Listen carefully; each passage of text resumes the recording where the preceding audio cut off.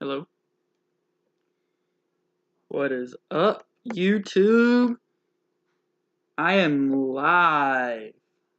Should be live. Anyways. What is going on, guys? JLPC draft breakdown. I'm just gonna share this out. So just give me a minute here and we will jump into the video. Copy a link to said video.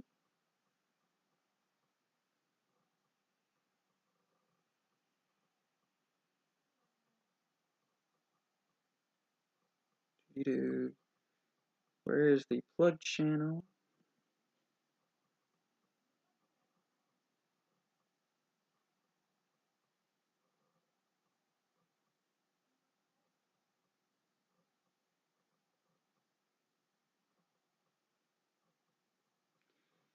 How is everybody doing today?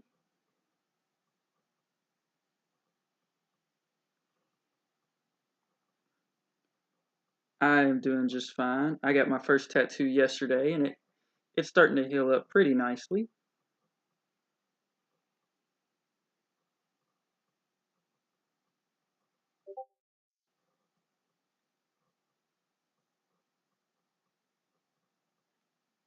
Go onto my Twitter now that it's all over my Discord.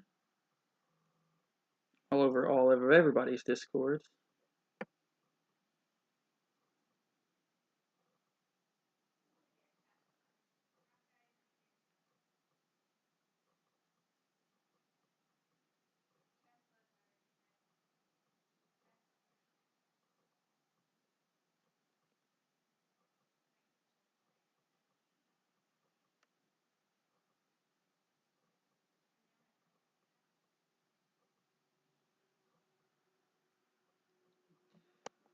And what is up, guys? Wait around, see, let people start to come in.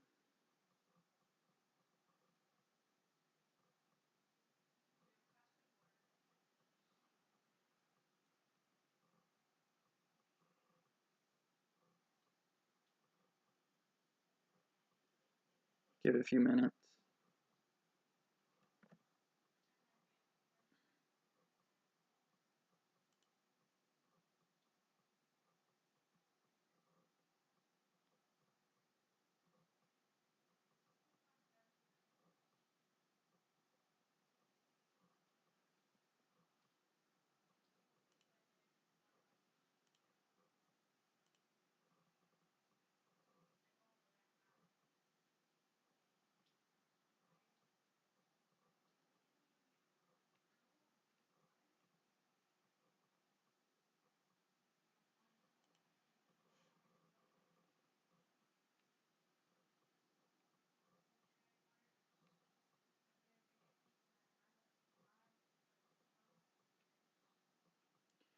What is up, guys?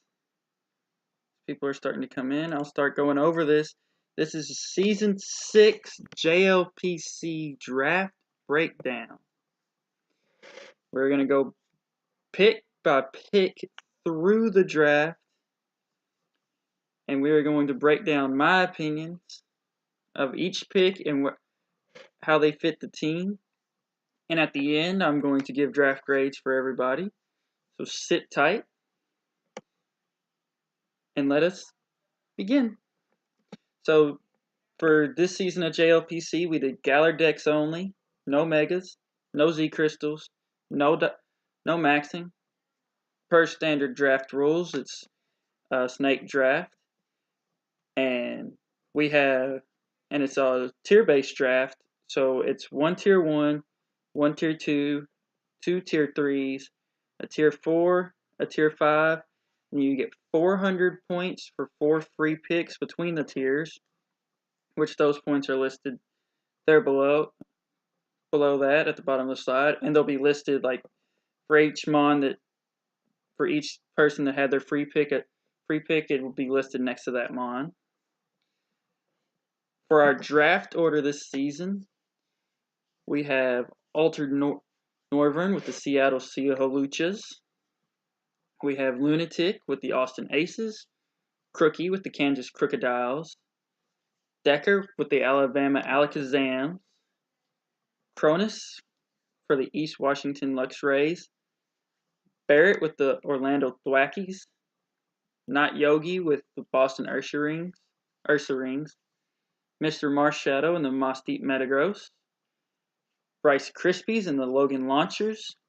Yours truly bringing back the New York Metagross, double Metagross teams. The DK Who J and the Bloomington Brothers. Emperor P and the LA Nido King. That Boy Meech and the Andover Azumarils. Sorry, I've got something in my eye and it is bugging the crap out of me. Primer and the Anaheim Appletons. Our third LA team, coached by Cody Coe, and the Victoria Vespiquens, coached by Jamin 8.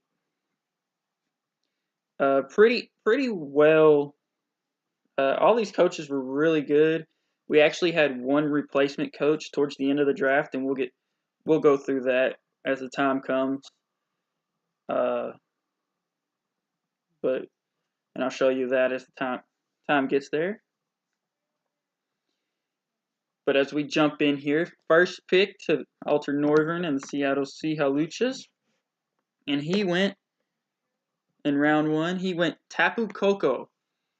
I like this pick. Tapu Koko, is, in my opinion, is one of those mons that needs to be drafted in the top at least 5. In any draft that you go into, if Tapu Koko makes it out of the top 5, that's one of those mons I'm scrapping my whole draft plan and restarting around Koko. Like, Koko is so good. Taking it 1 is by no means out stretching. This was a really good number 1 pick. It allows you to build so many different ways with it. I mean, obviously you're going to use the terrain to build off of it, but it still doesn't really, like, Tapu Koko really doesn't limit you. And as far as like having counters, like, yes, there's counters to Koko in draft, but Koko still doesn't care as much about his counters and just kind of eats through them. So having Koko on your team as your base point, drafting it first pick overall, I mean, that is, by no question, there is nothing wrong with that at all. Second pick, another mon that really shouldn't even make it out of the top 3, much less, and of course didn't, is Dragapult. This mon, another one of those great mons to build around for your draft. Again, something that doesn't limit you. Very fast, very physical.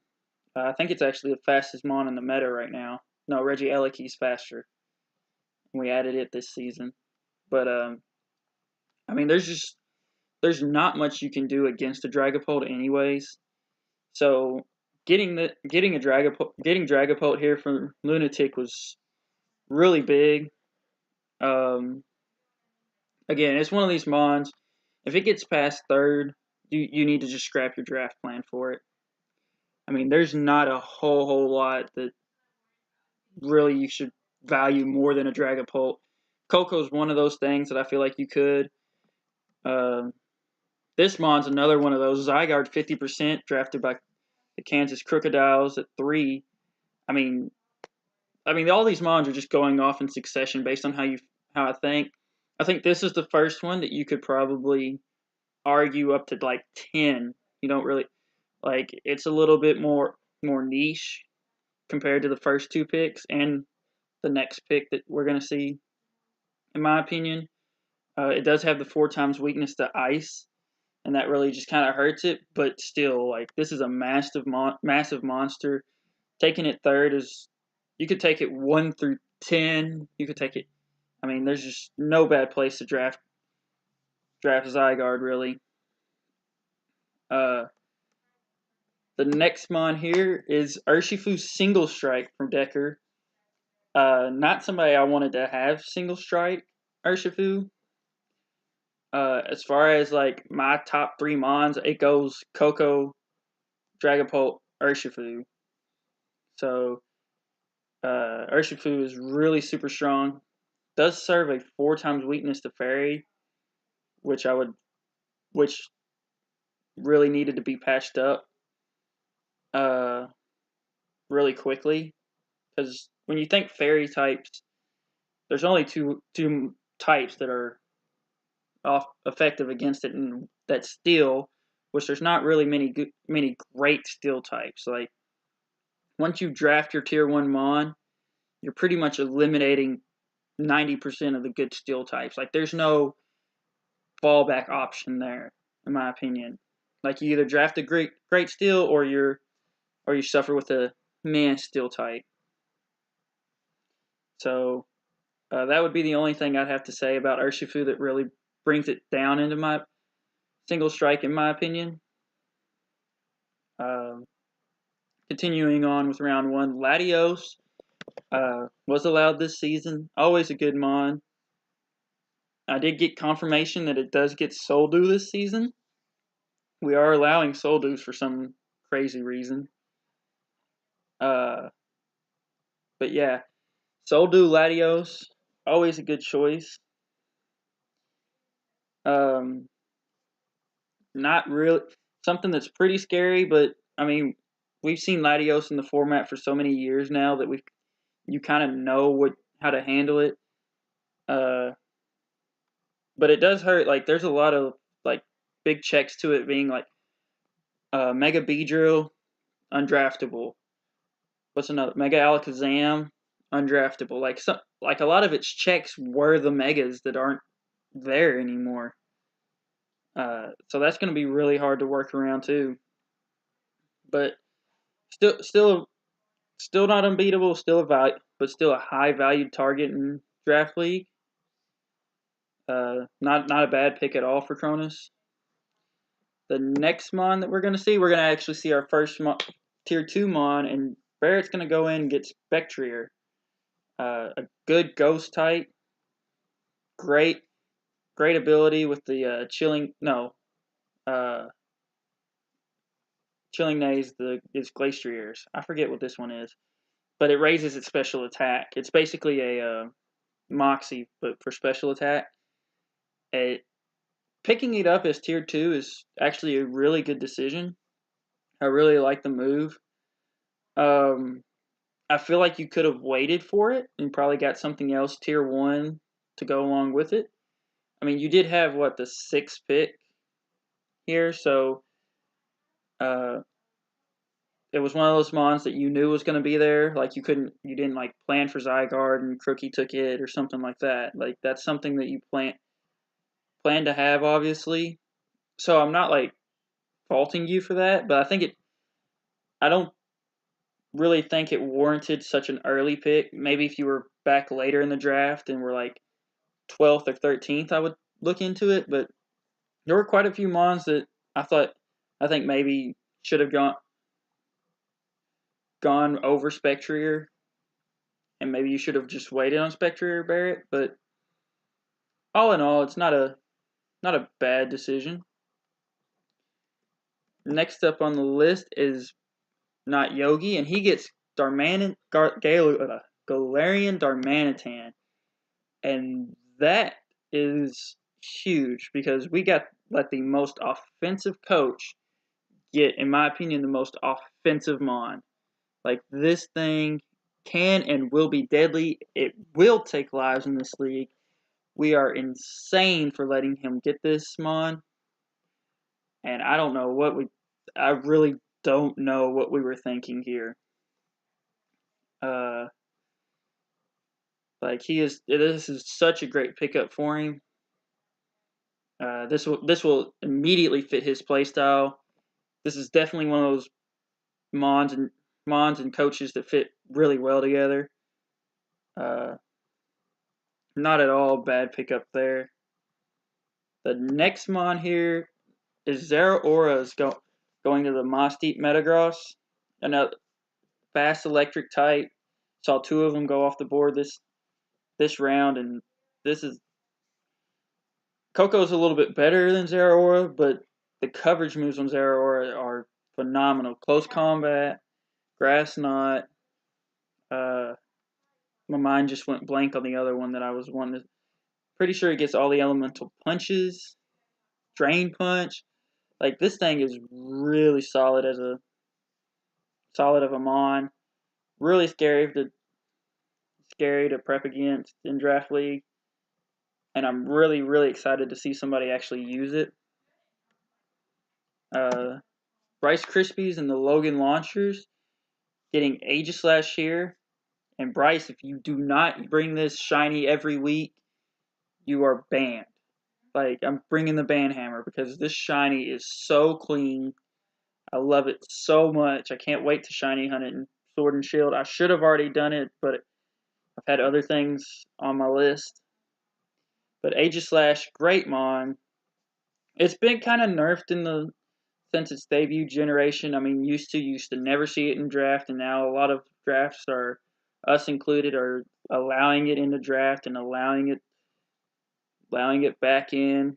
It's got a lot more checks, got a lot more things to go against it, so it's not nearly as broken. But such a good mon. Really going to be glad to see how Bryce uses this. Bryce is very, very strategic and will really use this how he wants to. So, really interested to see how that goes. I picked up Urshifu Rapid Strike. My draft plan, just little nugget of information here. My draft plan was actually something else that was not as much of a priority to grab because I knew I could grab it on the way back. But Urshifu Rapid Strike really, really helped with some of those weaknesses from that other mon, and I'm really excited to use Urshifu. I used the Rapid Strike one in my playthrough of Isle of Armor, but that's nothing compared to like using it in an actual playthrough, like one of your starters, or like Galarian Darmanitan, where you get it so easily. Having Rapid Strike Urshifu, though, I'm really interested to see how I use it. I usually play well with these kinds of physical attacking mons, so this will definitely be an interesting season. DK Hujay going after Jirachi now. I hate this mon. Flinch hacks me to death, man. Like, so much hate for this mon. Really do not want to see this mon used. And here it is with the guy that I play week 1. Me and Hujay battle week 1, and we drafted right next to each other. I'm pretty sure that Not Yogi did this for a reason, on purpose. I'm pretty sure the randomizer that he claimed to use did not do this one. But, yeah. Not a big fan of this. Next up is Emperor P grabbing Kartana. A lot of physical attackers going off as like Jirachi, the Urshifus. We're seeing a lot of fast physical attackers going off the board here. Kartana being no exception. Gonna bring it Scarf, gonna bring it Banded. Great mon to have for starter. There's a few mons that I'm really impressed that haven't gone at this point. Or even in our draft at all, as we get to the end of that, looking forward. But Kartana, really good mon, really weak to fire. That 4 times weakness to fire is something that you need to probably patch up real quickly here as we get ready to turn the corner on round 1. But yeah, no slouch there with Kartana. Next up, you've got Melmetal, the giant walking beast of a Mon that should have never been into the game. Add it in and let's go.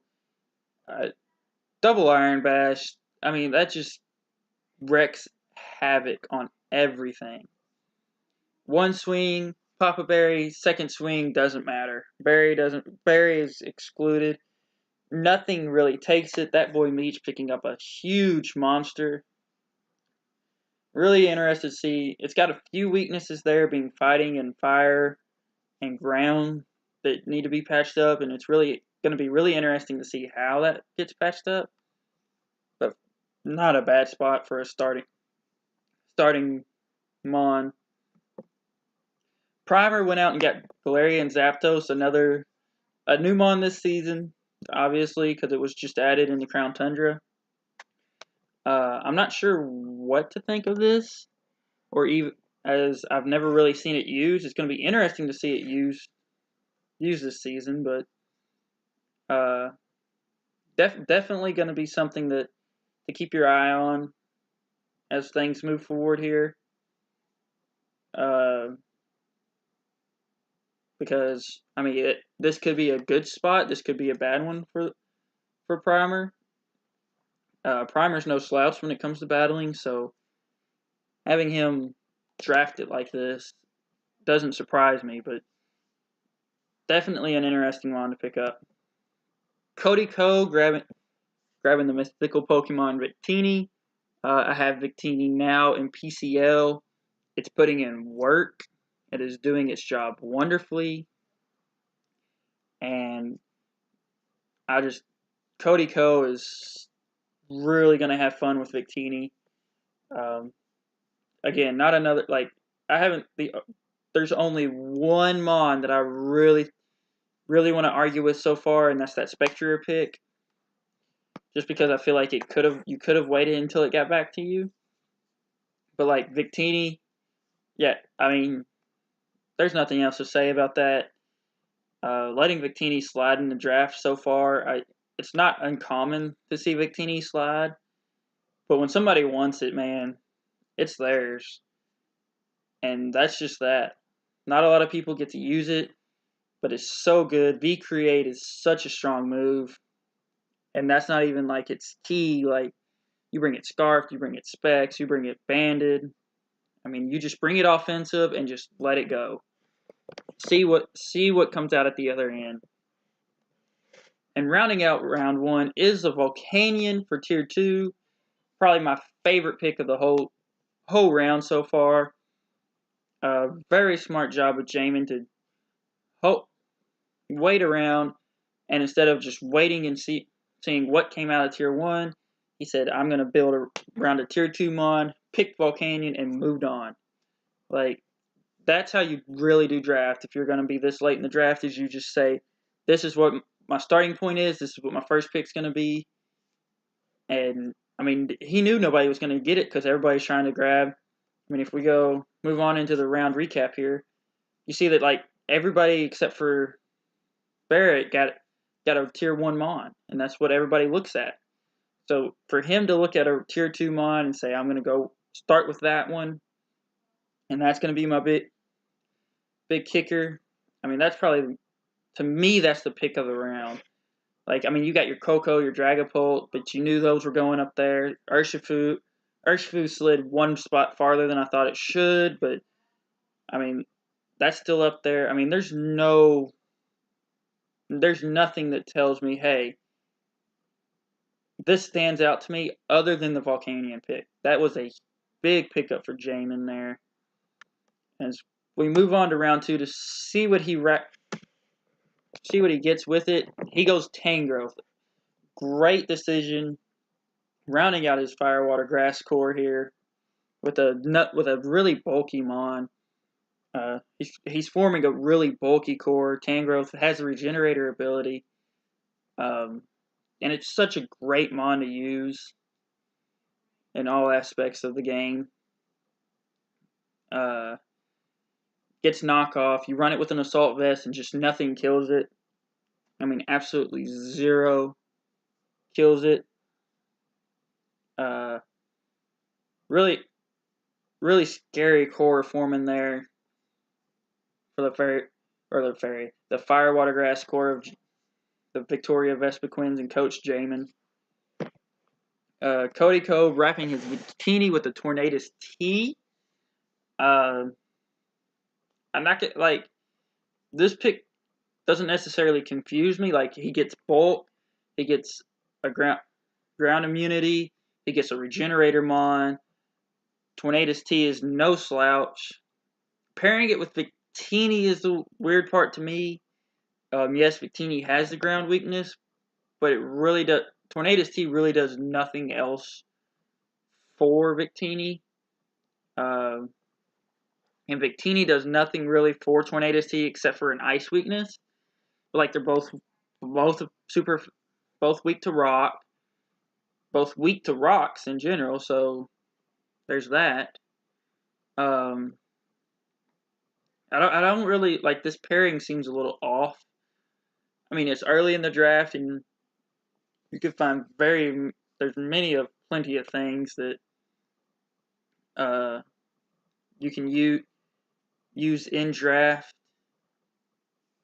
but to kind of fix up some holes here. But this was just a weird one to me, and it just didn't sit right. Not a bad pick though. Tornadus T, super strong mon, does use up 180 points, and that really hurts. But hey, Cody Cow has got a great little draft going. Don't think I've ever beat him, so I can't argue too much with his methods. Next up is Primer, getting Tapu Lele. Yeah. The fact that this thing wasn't banned and or picked in round 1 really surprises me. Lele is typically banned in all formats, even still. We let it back in, and it actually lasted through round 1. So 18 picks in, but Lele is a great mon to have. Psychic Fairy. I don't know why I thought that was wrong. Psychic Fairy sets the Misty terrain, or sets the Psychic terrain. I forget which. I always confuse which terrain it is versus Finny and Lele. But this is definitely not a mon that you want to mess with. Not a mon that you want to mess with at all. And this is starting to form a really good team here. Galarian Zapdos, I think it's a dark type. I'm not for sure. No, that's Moltres. Moltres got the dark typing. But moving on to the next pick, and that boy Meech paired his Melmetal with a Clefable. And I can't really argue. Like that's a great pairing. That's really scary. You get a bulky steel type and a bulky fairy to wish into the bulky steel. So this is a really scary core to start off with. The only other mon that I even thought would even pair best with is Togekiss, but I mean, Clefable is not by any means a bad pick here. Gets Wish Pass, gets Rocks, Encore, and can be run offensive if it wants to. Definitely a scary little draft started there. Emperor Pre did a really good job here and got a Azumarill to pair with his Kartana.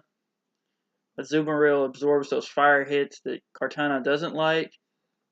Kartana gets those poison types that Azumarill doesn't like. This is a great little pairing here.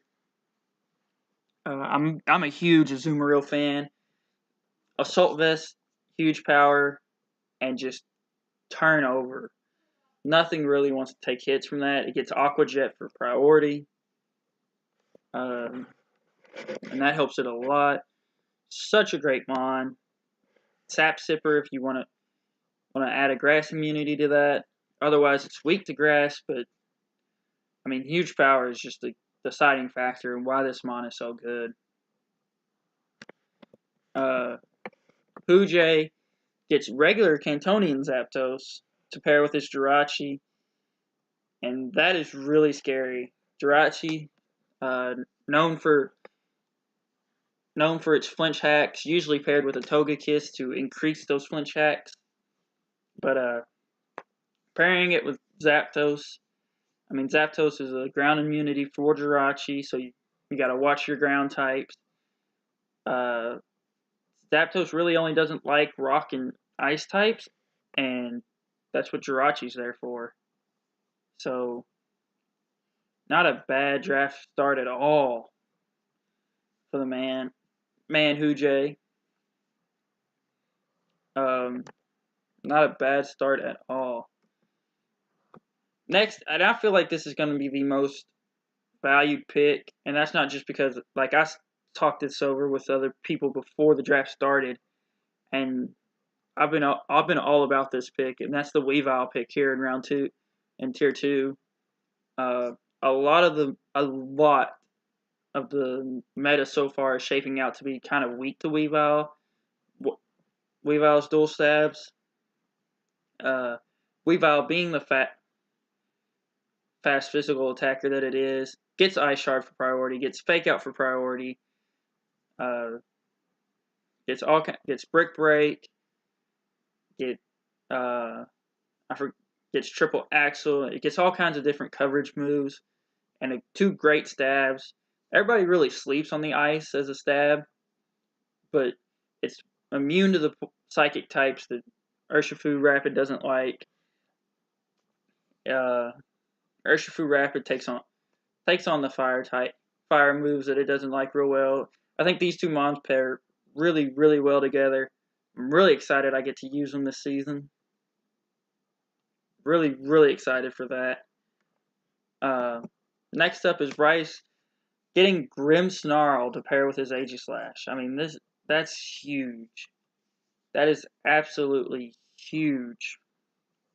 Nice little dark fairy of all things. So, helps with Aegislash's weaknesses there.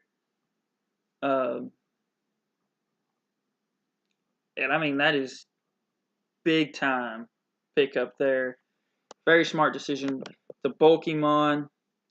There is no G-maxing, so doesn't get to G-max it, but still a great pickup. Prankster's a great ability. Really scary mon to use in Draft League. Next up is Mr.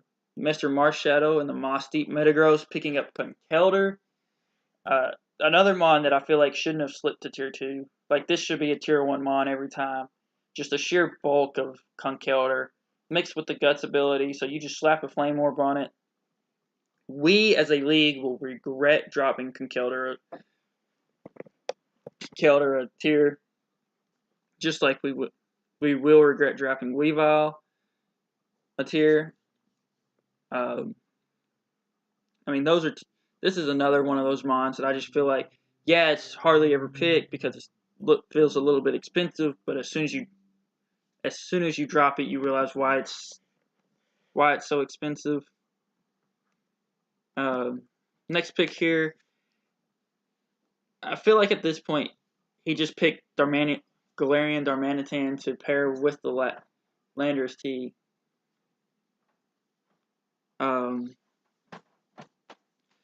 Lando T is, I feel like, would be a better starting point, but the fact that we got Landorus T that got all the way to this part of the draft is just really a mistake.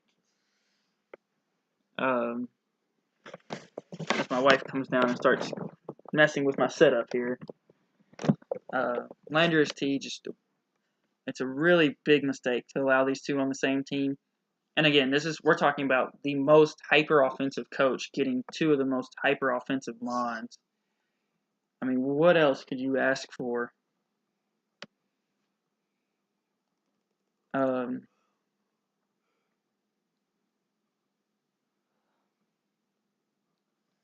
have a cold down here. You have it cold down here.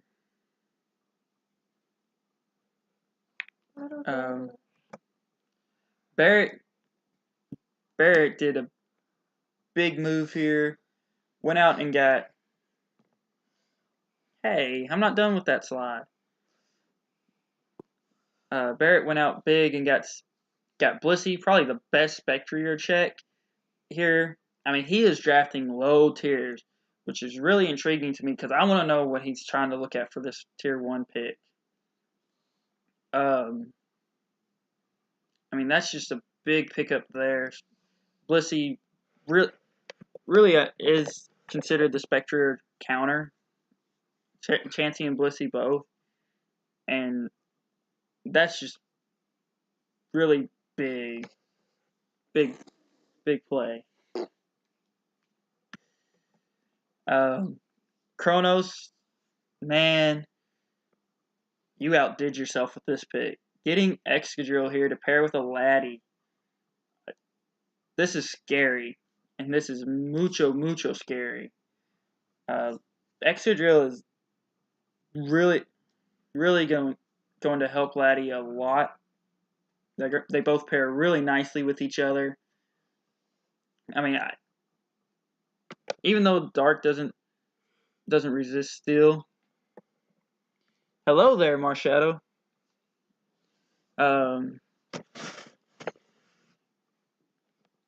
Even though Steel doesn't resist Dark anymore, like, this is still just a really great pairing. Hey, Hoojay. See, y'all are starting to come around now.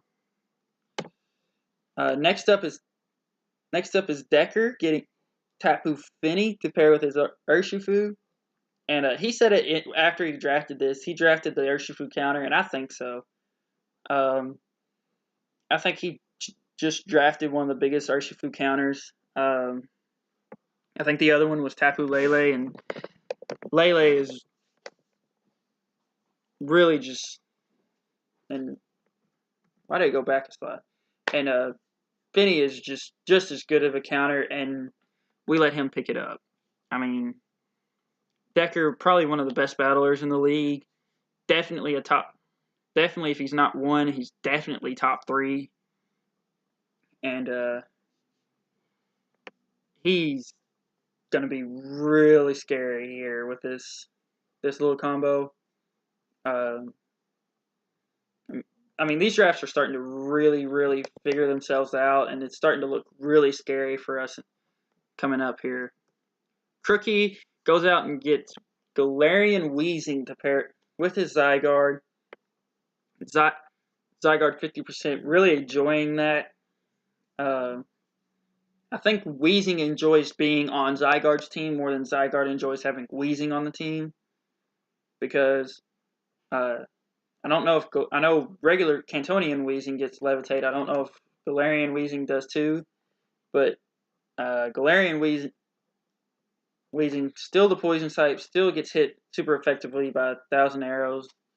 If it's not Levitate, even if it is Levitate, but so I think it's more of a big pickup for Galarian Weezing for Zygarde to be on Zygarde's team, but Zygarde very much appreciates having this as its fairy type. Neutralizing gas can neutralizes a lot of the mold breaker abilities and stuff like that too. So really makes things interesting here. Lunatic comes along and pairs his Dragapult with Rotom Heat. This is one of those picks that kind of confused me at first as I saw the draft unfold and started picking up on what he was trying to do. I understood it a little bit better. But first glance, this one I felt like I still feel like there's other options available at this point in the game that maybe paired better with the Dragapult than Rotom Heat. But I mean, hey, to each their own. It's not a bad pickup. They don't really cover weaknesses well, but they don't add any. Like, you don't add any by adding the Rotom Heat here. The only weakness it really covers is the ice weakness. But yeah, you don't really add any extra weaknesses there. So not a bad pickup. You don't. I feel like you don't gain anything, but you definitely don't lose anything. And when you have Dragapult as your starting option, there's really nothing else. Next up is the Seattle Sea Haluchas grabbing Regieleki. Double electric types are really confusing, especially this early, and especially when you've got two very fast electric types on the team. Really curious what was going on here.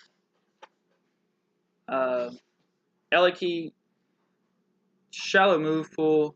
It should be 120 points, I think. Actually, it should be moved up into Tier 2, but really confused about this pick as well. And as we look into round 2, I've already kind of talked about it and said it, but the picks that really stood out to me, the Weavile being in Tier 2, I know that's my own pick, but I will hype up this Weavile pick forever. Like, I think no matter who had Weavile in this point in the draft, Weavile is still a great mon to have in Draft League right now. Is just so much of the strong meta is really weak to Weavile. Clefable being paired with a Melmetal is huge. Azumarill and Kartana is going to be broken. Conkeldurr, another mon that should have never fallen out of Tier 1. Lots of great picks. Tangrowth, Grimmsnarl. I mean, there's a lot of great drafts forming here. As we head back into round 3. Moving on, and he gets Ludicolo. Really starting to look like a rain team's coming together here. Ludicolo being a Swift Swim mon, special attacker. Great coverage move, great move pool. Great pickup in Tier 3. As you see, Regieleki's now actually in its rightful spot. That was a mistake on on the last slide there, but and with the wheel pick, you kind of want to try to find these kinds of mons. Like if you want a mon and you have to have it, then you need to take it when you can. And I think this is just an example of that. He knew that he had to have Ludicolo and he had to have Regieleki, so he took both of them right there back to back early in the draft. So I don't really faulting. It's confusing, but as the draft, I mean, we're only 3 rounds in, so as the draft progresses, it might make more sense.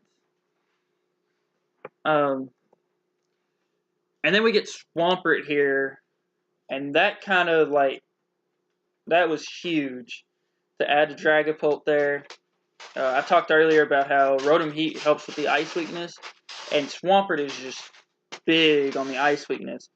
As a matter of fact, it pretty much swallows that one up.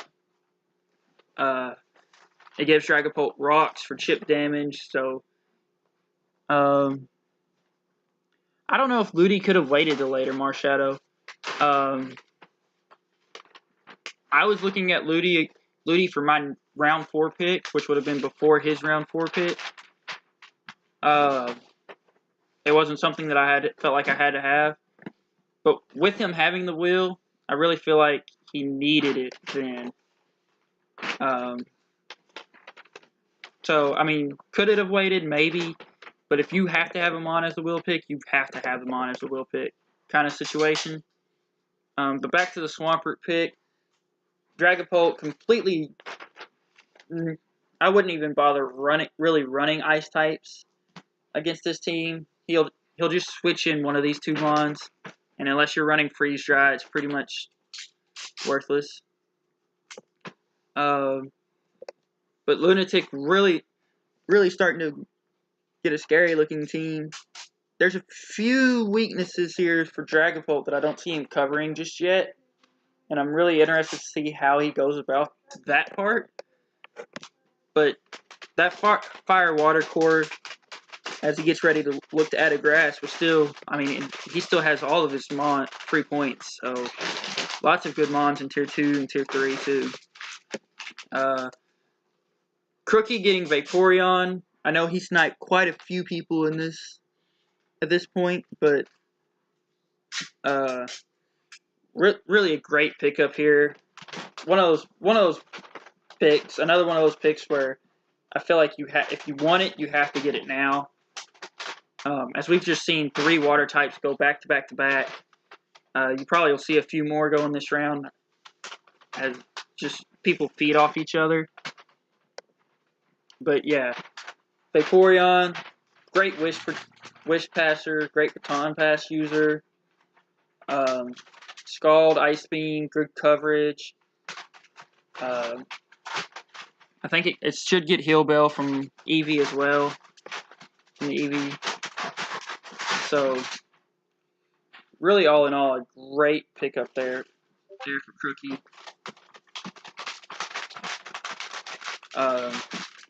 Raikou here for Decker. Just making this team even scarier. I don't even know what... I mean, just a fast electric type. Good Volt Switcher here. Good pivot. This team just keeps getting scarier and scarier the more I look at it.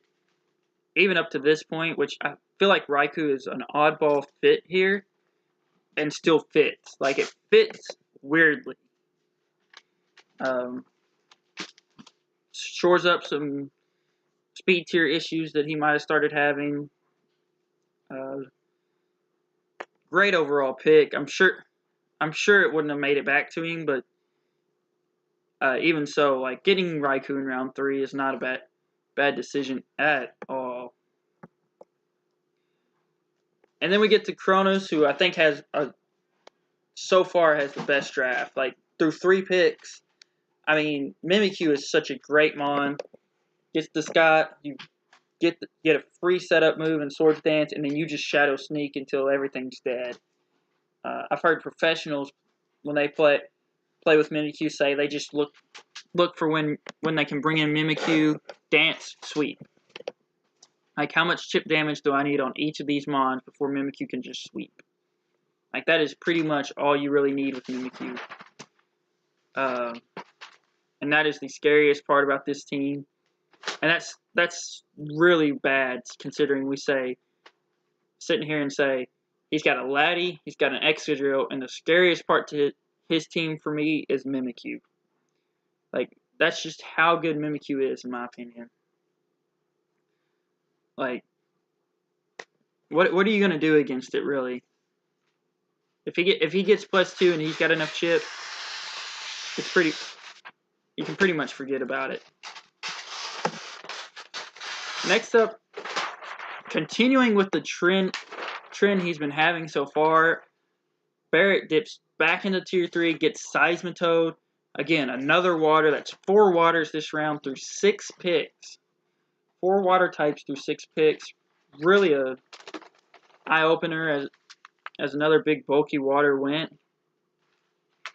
And it's really interesting to see this team. I mean, again, he's skipping on these Tier 1s. Really weird for somebody so high in the draft order to keep skipping on these Tier 1s. But he knows what he's looking for. And he's getting a great bulky core to surround that Spectre, who really doesn't like absorbing hits.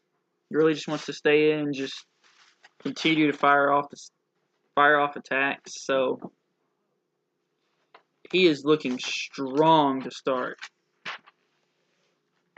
And yet again, I say it again, we let Jake, not Yogi, get the mons that he wants. I mean, he wanted Metagross. We all knew he was going to try to get Metagross. And then he went out and got it. Like, we're letting the most offensive person continue to draft these very, very offensive mons.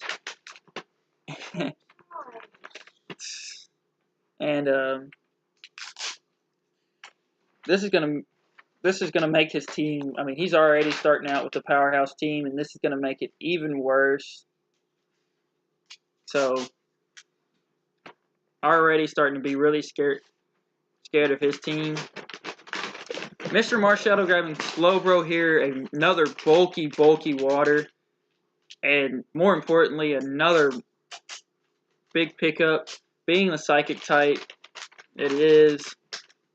It's going to absorb a lot of hits that Zeraora and Conkeldurr don't like. And more importantly, Conkeldurr is going to force the dark types away from Slowbro, and it's going to really make teams think about what they're going to bring against this core. Regenerator Mon, really strong. Really excited to see how Marshadow uses it this season. Rice Krispies here, grabbing Galvantula. Great web user. Great sticky web user. Bring it Scarf, bring it Specs. Yeah. That Regen core is nice. But Galvantula here,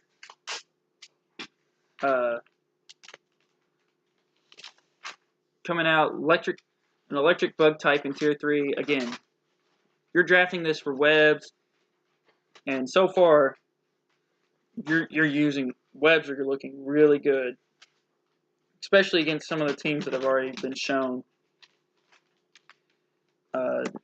Next up for me, I go out and I get Reuniclus here.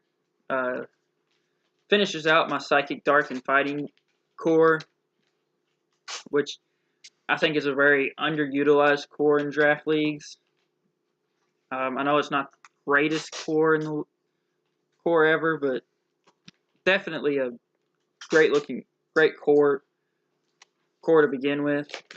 And Reuniclus now, it brings a whole new set of ball games. I get Regenerator, I get Magic Guard, I get Trick Room, I get so much just utilization. I've used it in the past, used it very successfully in the past.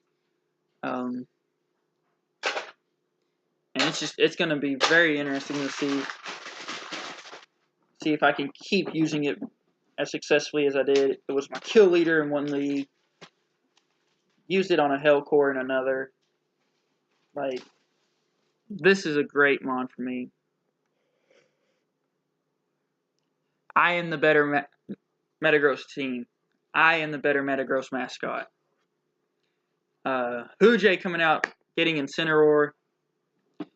When I think of mons to pair with Jirachi that are cheap, Incineroar is one of them.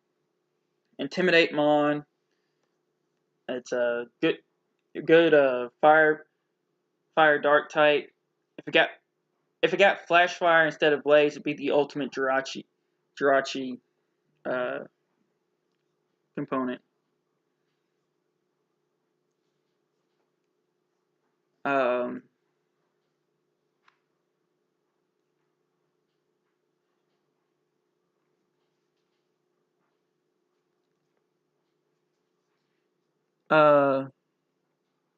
Yeah, a lot of people wanted the Incineroar. A lot of people. But Incineroar, it's such a great mon. Really good next to Jirachi.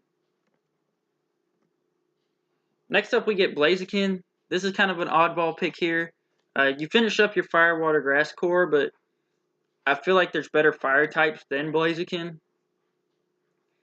And I don't think Blaziken really fits so far. I mean, it helps with it is the fire type for the Fire, Water, Grass core, but I think you could have waited here. It is non-speed boost Blaziken, and it is a great mon to use, but I don't know, I'm not feeling it on this team. I feel like it's a little bit of an oddball to start. You're going to hear me say that a lot as these teams start to build in, but only these coaches know what they're doing when they do that. So he might fill it out, and it might actually work really well within the team, but to start, this is really kind of an oddball pick for me. Next up, that boy Meech goes out and he gets Guja, kind of finishes out his Fire Dragon or Fairy Dragon Steel core, and does it in bulky fashion. This is a very bulky Fairy Dragon Steel core. Lots of bulk. Gudra, great ability with Sap Sipper. This is going to be interesting to see what really he uses this with. The real trick here is that he has a lot of bulk, and all of his bulky mons are really offensive as well. Like Melmetal, I discussed earlier, hits double Iron Bash. I mean, you can't even run a berry to absorb the hit. Clefable, if it wants to, it can just blow holes through team. Magic Guard, Life Orb. Kudra gets Draco Meteor, just spams Dracos with Spec Set. Nothing really stands in the way of that, except for a Fairy type. So this is a great start for Meech. Meech is really looking scary to start with.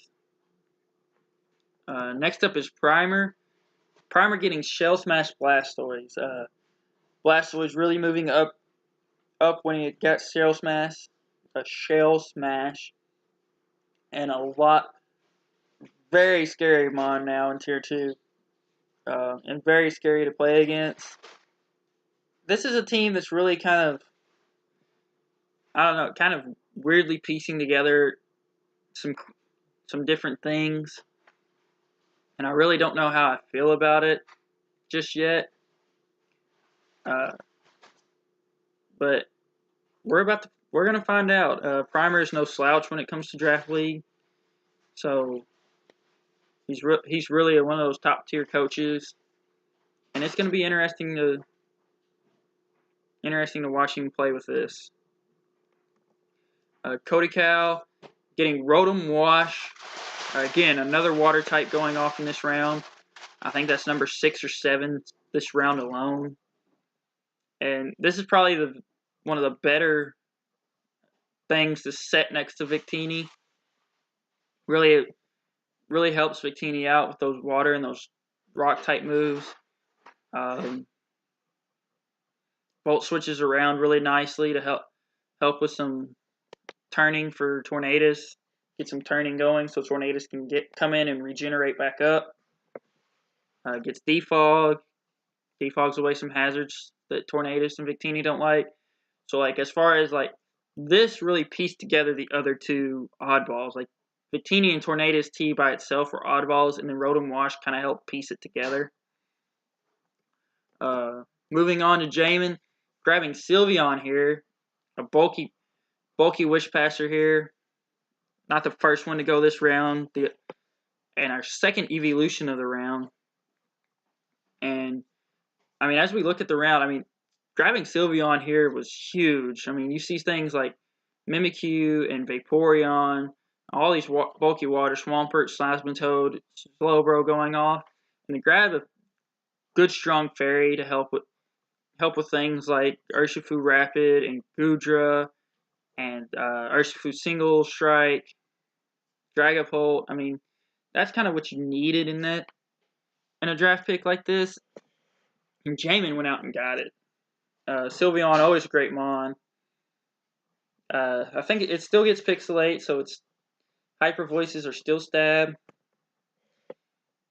And as we round into round 4, we see that he pairs it with Galarian Moltres. Galarian Moltres, not something that I'm really excited to play against because I don't know what to do against it. New to the format, kind of like Spectrier and Glacier and all the other Galarian Kanto birds. Galarian Moltres is really kind of just odd to play with. I haven't got to see it used yet. It's going to be really exciting to see what Jay does with it. I know I've seen Galarian Articuno do some work in other leagues. I haven't had it. I haven't seen it used against me yet, but I've known some people that have had it, Rice Krispies included, and it can be a menace. That's for sure. It's gonna be a menace. Next pick is gonna be Cryogonal for Kodiko. Another good mon for dealing with the hazards, dealing with the things, with certain things. Um,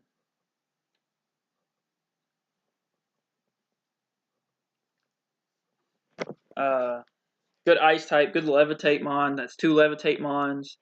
So he's got no problem with ground types now.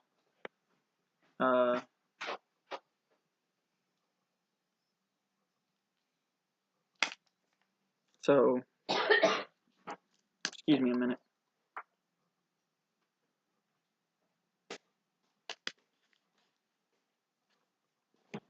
But yeah, Cryogonal, big pickup here.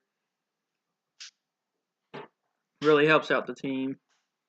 Next up, we have another Rotom form. As we saw 2 go in the last round, we see a third one go this time with Primer grabbing Rotom Mow. Really a good pickup for him. Again, another mon that kind of like pieces together some of these picks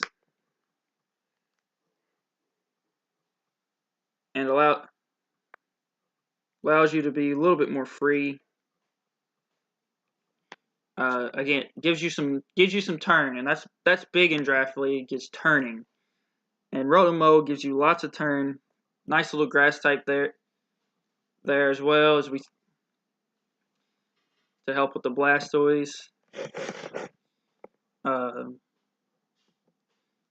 And Meech continues to be like probably my favorite team in this draft, even better than my own. Gets Melmetal, gets Goodra, gets Clefable, and adds a pure offensive presence in Lycanroc Dust, Excel Rock, Tough Claws. I mean, this thing hits like a truck. And I should know, I use it many a times in draft leagues.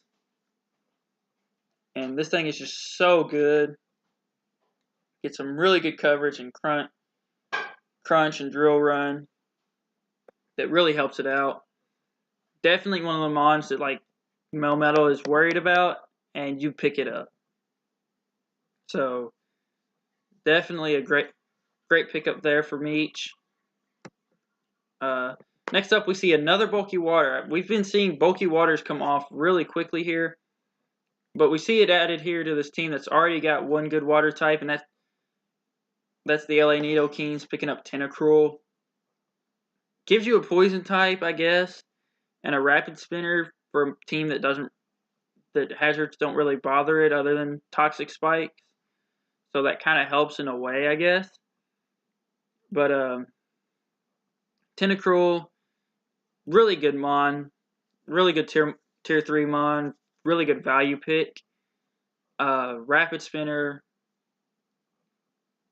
don't really see what it does to this team.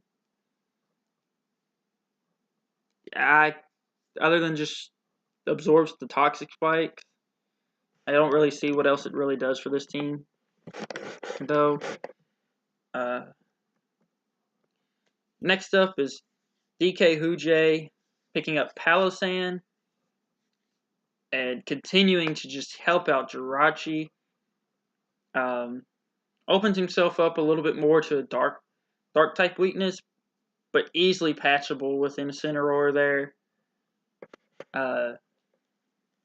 Great, continuing to just build, knowing that he has the Jirachi, and just continuing to keep adding pieces to help make Jirachi just scarier. More and more mons are being made scarier, making it even scarier to have Jirachi on the team with. Next up is me, and I pick up Nidoqueen here. The Nidos are always good mons. With the Galarian decks, they move up from tier 3 to tier 2. I'm seeing a lot of like Nat decks move them down to tier 3, but I still think it's worth picking up in tier 2 here. I do have a little bit of a fairy weakness, having the fighting and the dark type, so getting a poison type where still is normally preferred, but having the poison typing can work just as well, especially when Urshifu needs some. Urshifu is weak to electric, so having the ground typing there to help neutralize that is really key. And this is, in my opinion, my team just slowly builds these pieces together to really help each other, work off each other as a whole unit. Next up, you have the Logan Launchers getting Darmanitan. Another team that doesn't need to be getting these offensive threats, getting an offensive threat. Bryce is really good with offensive threats when he needs to be.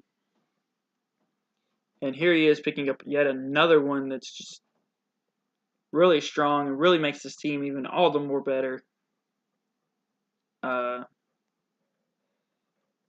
Another mon that's really helpful, really enjoys being under webs.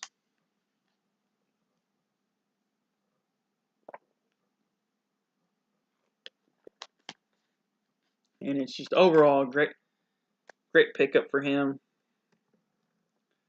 Next up is Mr. Marshadow grabbing Flygon here. Levitate user. Really good ground dragon type. Gets lots of good coverage. D-Dance for setup. Most commonly used Scarf or Specs. I forget how the speed tiers are looking, but I feel like that's probably the best bet is having it Scarfed, as Slowbro and Conkeldurr tend to fall on the slower side. But overall, a great pickup here. Doesn't the mons that you have really nothing really cover Flygon's weakness as well. So running it whichever way you want is going to be really, really valuable to you in that regard.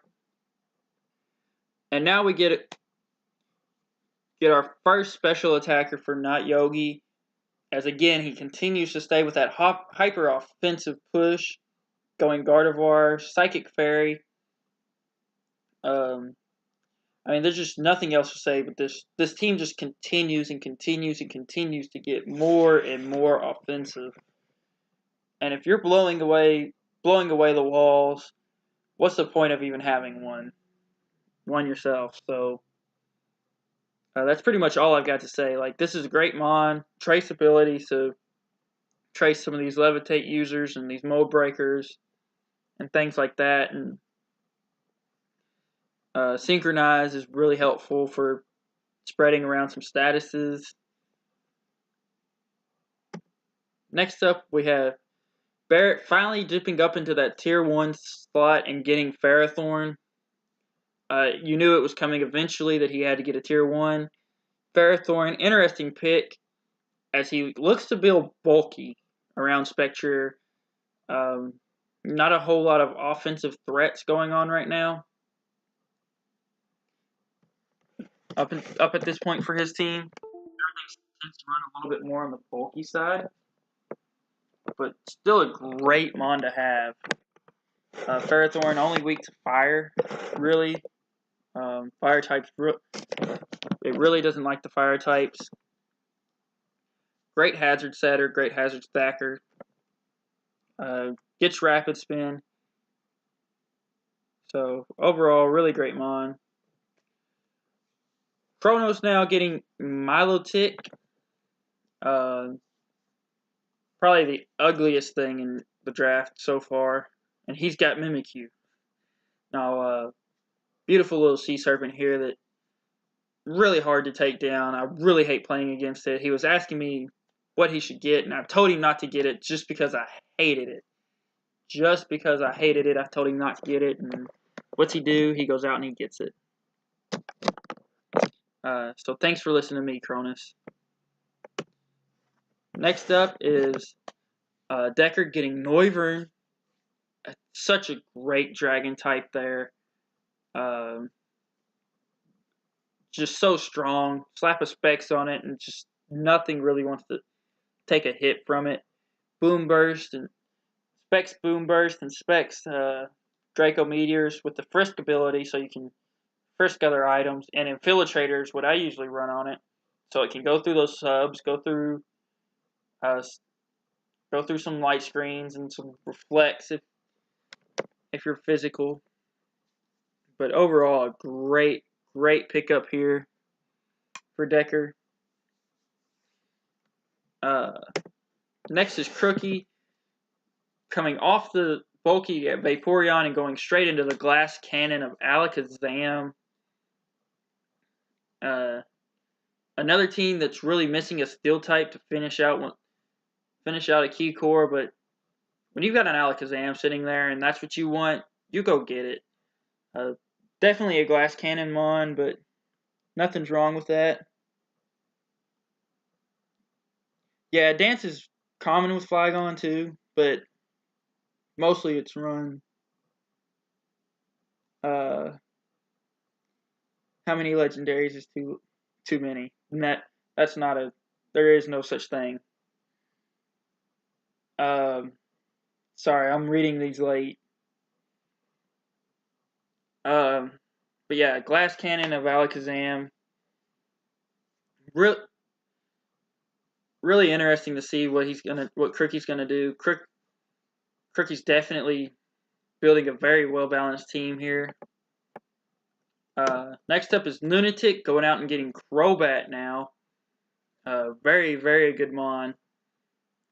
Poison flying, good U-turner.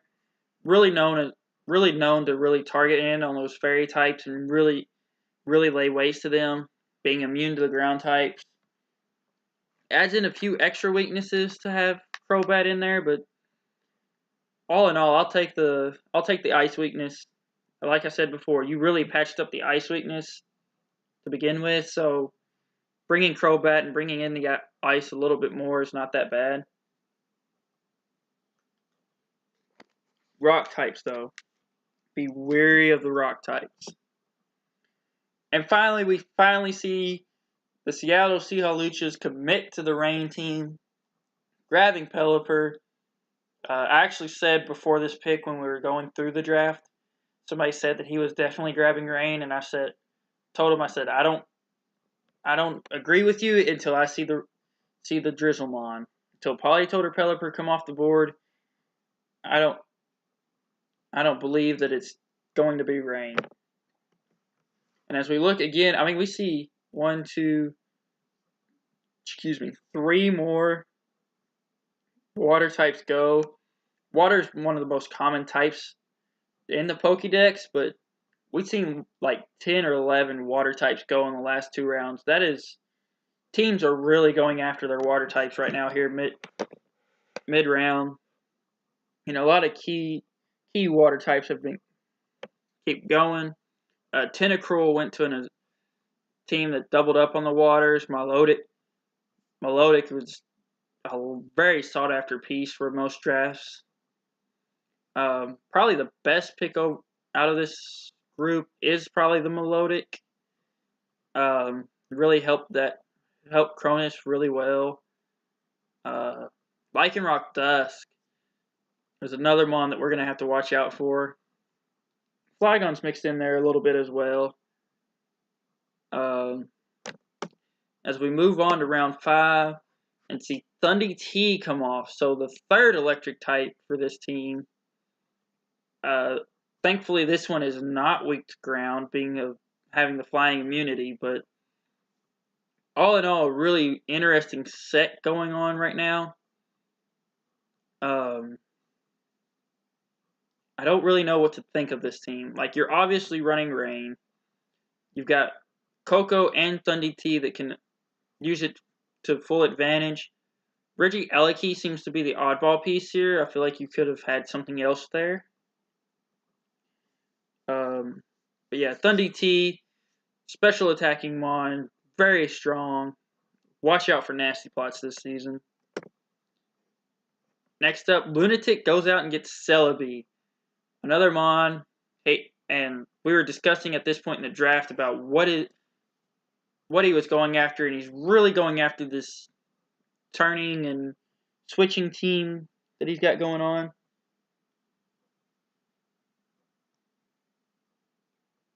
I don't know if he was going to run Terrain. You still don't want to have two electric types on the same team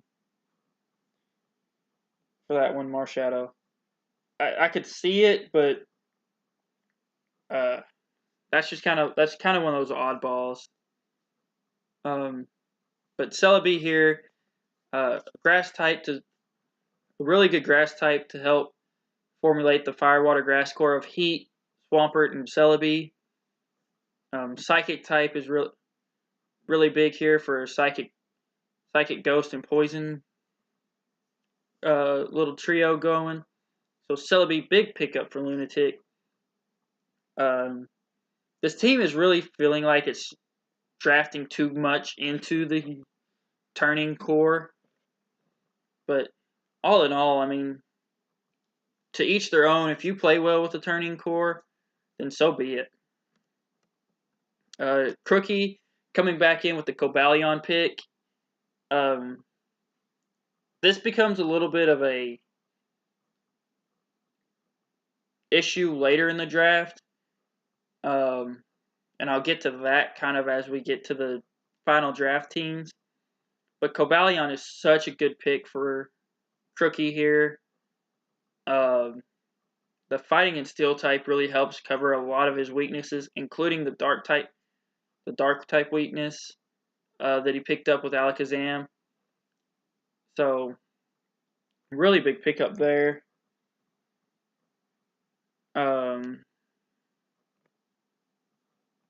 Moving on, we see Decker grab Steelix. I feel like this was a little bit of a reach. I think this was like the second biggest reach of the draft so far, behind the Reggie Ellicky pick. But again, when you're in these situations where it's going to be so many picks before it gets back to you, in this case it's like 24, I think, 12 each way. I mean, you've got to pick what you want and pick what you need. And Steelix, I mean, once a few steel types go off, once the Ferrothorns and the Excadrills go off, and the Celesteelas go off, or once you run out of points for Celesteela, those kinds of mons, they're really nothing in draft. If you're getting a steel type after that, you're pretty limited. Steelix, big, bulky mon, big, heavily defensive mon. Watch out for these special attacking ground and fighting types, but otherwise, and fire types, but otherwise, man, great pickup for Decker. Continues to take this Urshifu single form and this Tapu Fini core and just work around it. Steelix, I feel like even though there aren't many, I feel like there are better steel types for you, Decker, but this team is already so strong to begin with. You really do need that bulky mon like that. And then we get Kronos here, getting webs, going for Vikavolt. Good solid tier 3 mon. Gets Levitate,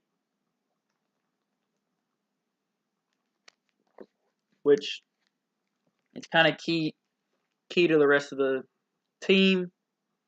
But gets the Levitate there to help out. And this mon fits really well as Excadrill. You typically see it with sand. Give it webs, it's much more viable. Mimikyu is much more viable this way. Latios, it's already pretty quick, but that just made it a little bit quicker. Next up we see Barrett, and Barrett gets the Jolteon here.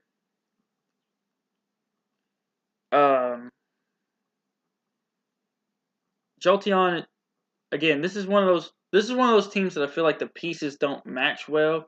Spectre and Blissey were really strong. Jolteon, I feel like, doesn't do a whole lot for this team. It just makes you fast. It gives you an electric type that you don't really need because you're not really weak to flying. You're not really weak to water at all, as a matter of fact, right now.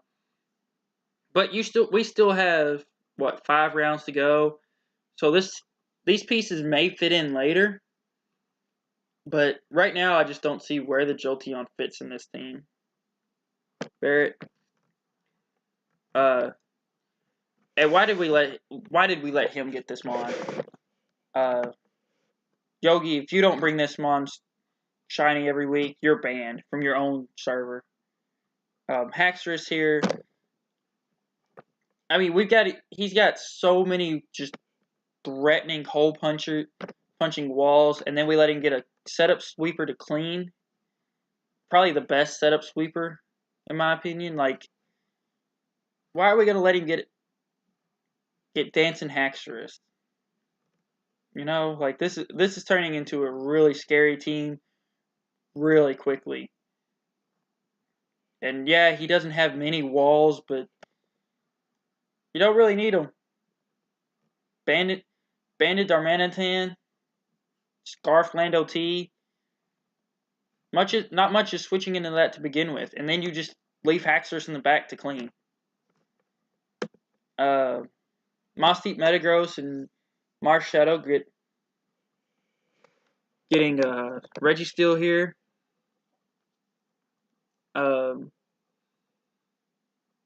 I like where this team's looking. Needs a strong fairy type to go with it.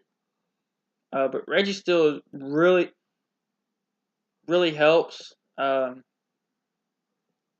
don't have that much. I mean, you formed a little bit of a ground weakness, but Slowbro and Flygon really help with that. This is another mon that kind of really doesn't help you and really doesn't hurt you. It gives you rocks. And gives you the steel typing that's very good in Draft League, but I feel like as far as like it doesn't really help you any here. Stop it. Not the better Metagross. We'll find out. We play this season. I think we play the last game of the season. We'll find out. Now this is a great pick.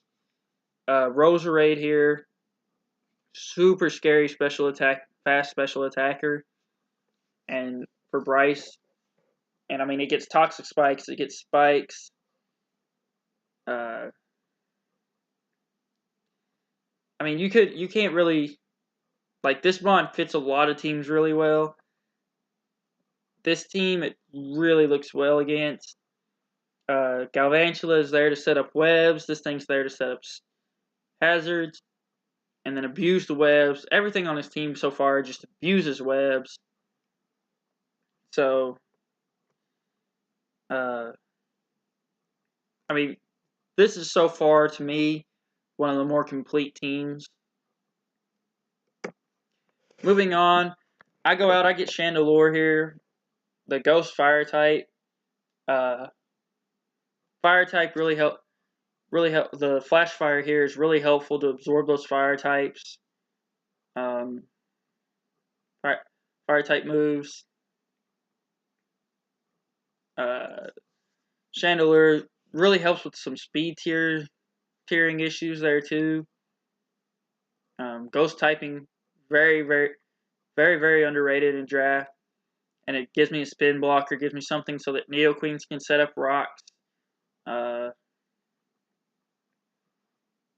Really overall, all to me, Chandelure kind of like an undervalued good pick, which is where you're starting to see like a lot of teams look for these undervalued mons that are like Chandelure will always be a tier 3, and it doesn't really ride the border, but it definitely sits in the higher end of tier 3 mons in my opinion. Next up, Hujay goes out and gets a counter for my Chandelure with a Suicune, knowing that we play week 1. And I think he dropped out of the live stream, but really a good bulky water. I'm surprised there was any even left after that 2 rounds of just water types going everywhere. Surprised you actually found one left. But yeah, Suicune's a really bulky water. You can bring it as a Calm Mind user. You can bring it as a rest set. Really scary in draft. I've been beat by it plenty of times. The LA Neo Kings go out and get a second fairy. And I'm really starting to question this team. I liked what it started with the Gartana Azumarill, and it's definitely fallen off quite a bit here recently. Togekiss just being another example of that. You just add in too many weaknesses by adding in Togekiss.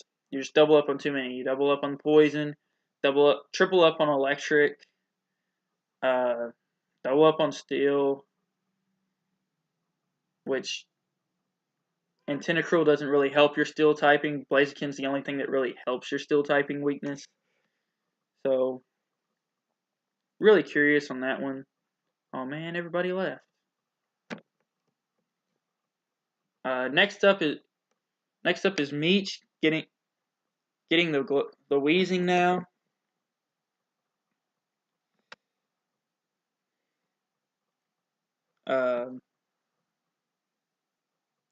Levitate user there for Melmetal. Does get neutralizing gas. One of the few answers to Clefable.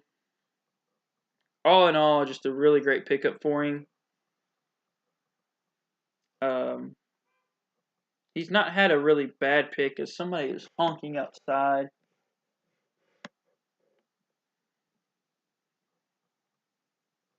He's not having a bad draft at all. He's getting a lot of great mons here.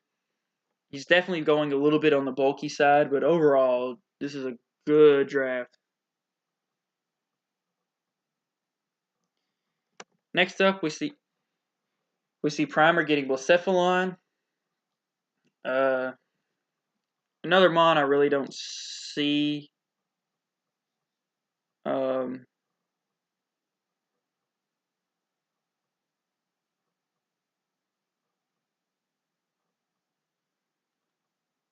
See why you got it.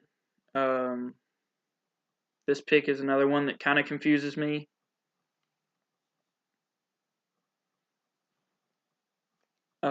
For this team, but it does round out your Firewater Grass core really nicely. But other than that, like its best move, it loses 50% of its health. I mean, you're gonna take some lives with that, but what are you gonna do afterwards? But so far, I mean, this isn't a bad draft. Couple mons that are very much not used, and Zapdos and Blacephalon. You don't see Blacephalon going really a whole lot.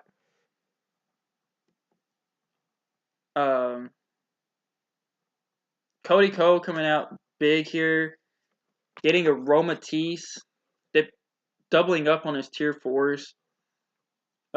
You'll see a lot. I mean, this is another prime example of he felt like he needed to have Aromatisse to make the rest of his draft plan work out.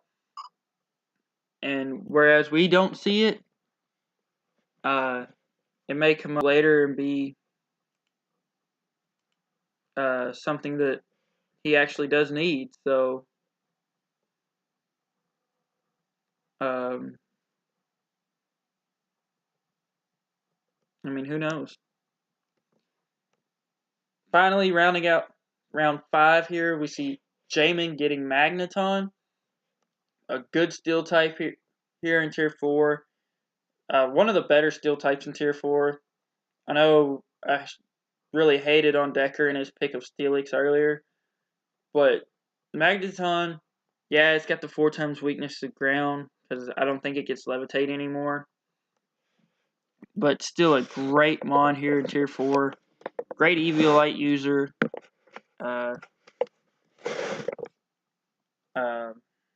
I think it's Magnetize, allows you to levitate off the ground. You put that on before the switch, and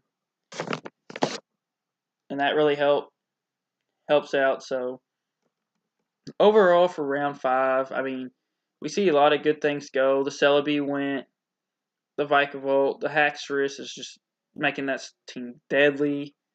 Suicune was a good pickup for Hujay. So a lot of pretty decent picks this round. Moving on now into round 6, we lead it off with Salazzle. This is kind of where Jay's draft starts going downhill. He gets 2 quad weak ground weaknesses back to back with no true way to counteract that. Like Volcanion is okay, Tangrowth is okay, but having this big ground weakness right there in the middle of your team, I mean, you're looking at 6 months that you're going to bring every week at this point. And these are mons that you should be bringing every week. Salazzle, Magneton, you should bring every week, but now I don't think you really can. The Decidueye going here for Cody Cow. His first tier 3, so really a solid pick. It's a ghost type, so it doubles up the ghost weaknesses there for with him with Decidueye and Victini. So I definitely suggest trying to get a normal type at some point in this draft. A pretty decent one too. There's quite a few out there, but it helped. The grass typing helps with the electric weaknesses of Tornadus. Fills out. So overall, not a terrible pickup. You are seeing yourself build up a little bit of a fire weakness there in the middle of your team too. I don't have a pick for this for some reason. I thought I had one, but Caparaja now goes for primer here. Oh, there it went. Just took a minute to load in.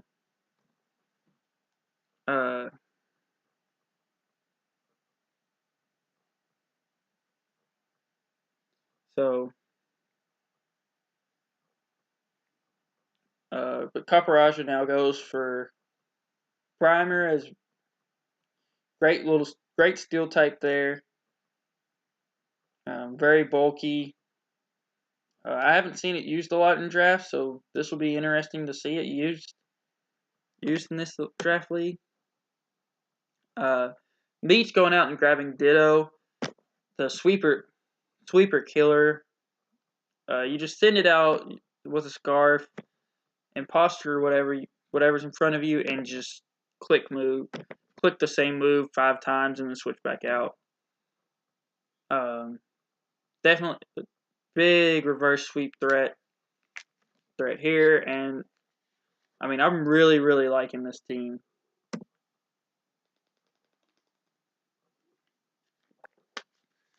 Emperor P and the LA Needle Kings going out and getting Turtonator. Again, I'm starting to really question your draft modes here, man. Blaziken and Turtonator just share too many of the same type weaknesses, and you're not really. I mean, the ground you short up with Togekiss, but you got rock weakness going on there. I don't know. This is kind of starting to get you're repeating way too many typings here. I mean, these mons are not bad individually. Just the more you put together, the less I really see this team working. Virizion coming in for Hujay. Great little mon. Great 108 speed tier, I believe. I looked at it for a while, but I couldn't fit it in. I needed a grass type, but Virizion wasn't the answer to it.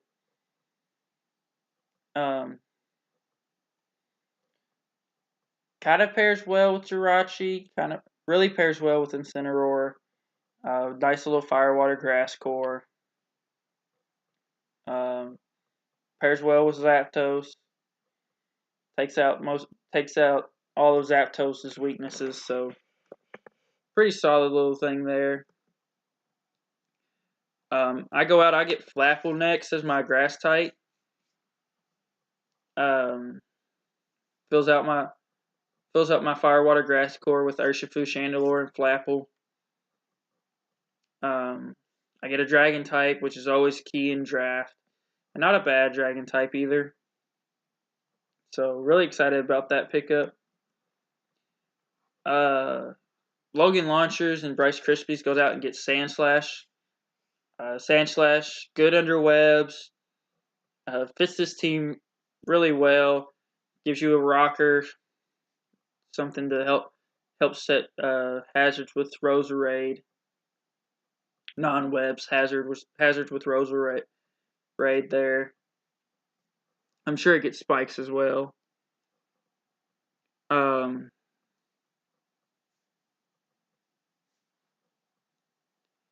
me check something real quick.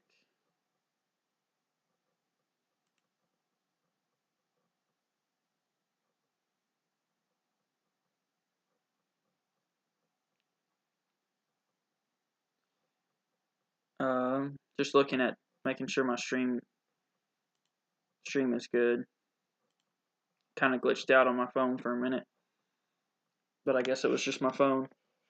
But yeah, overall, really great piece there.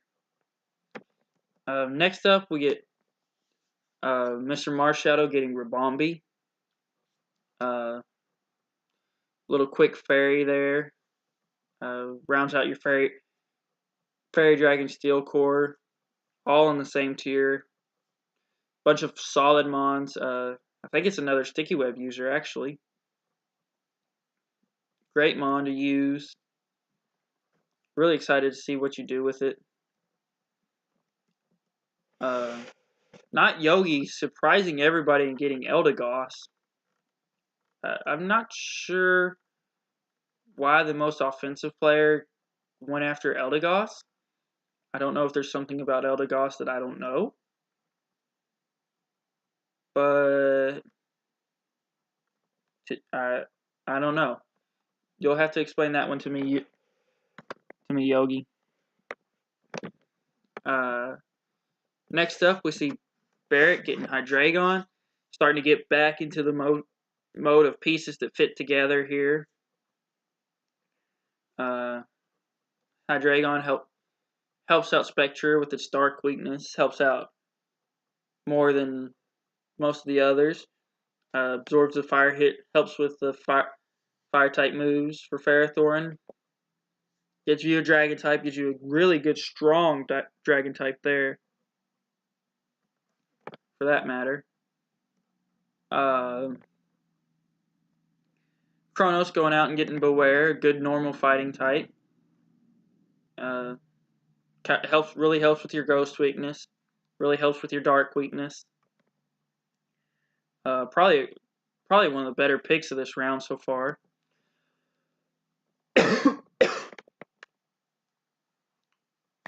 Decker goes out and he gets Zarina here, filling out his tier 3 slots. Zarina, really good mon. Wrap spin, drop kick, pretty much all you need. Helps keeps hazards off the field for you. Crookie going out and getting Colossal now. Big time weakness to water, which we've seen all the water types go.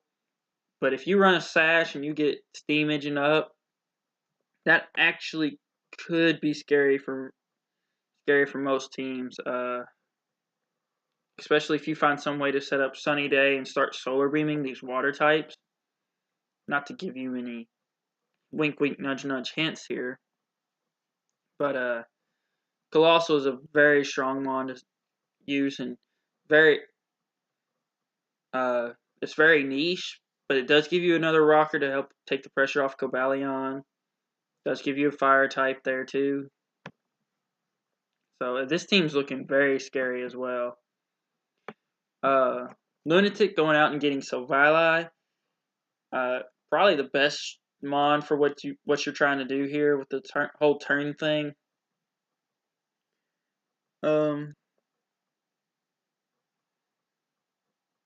Parting Shot is great, and Silvally overall, I mean, just fits the mold, gets you whatever typing you want. So really great pickup there for you. This one's confusing of the round. He always seems to do this right before his wheel. He gets the confusing mon before his wheel and the answer after. But Pharaoh Seed here going for Northern and the Seattle Seahawks. Really curious about why you picked Pharaoh Seed in this one. As we look here, I mentioned before, Beware is probably really good pickup there. Virizion, Cooperaja, both really good pickups. Couple confusing ones in Salazzle and Ferroseed. But we're starting to see teams more or less just kind of try to fill roles and fill some holes in their draft leading into this. So that's That's what you are looking at so far. As we move here into round 7, and we see Gastrodon come off the board, another watered ground type. Really starting to see so many repeating typings here, and it's really confusing. You see 3 electrics, now 2 waters. 3 waters, I'm sorry. 3 electrics and 3 waters. Really confused to see what's going on here.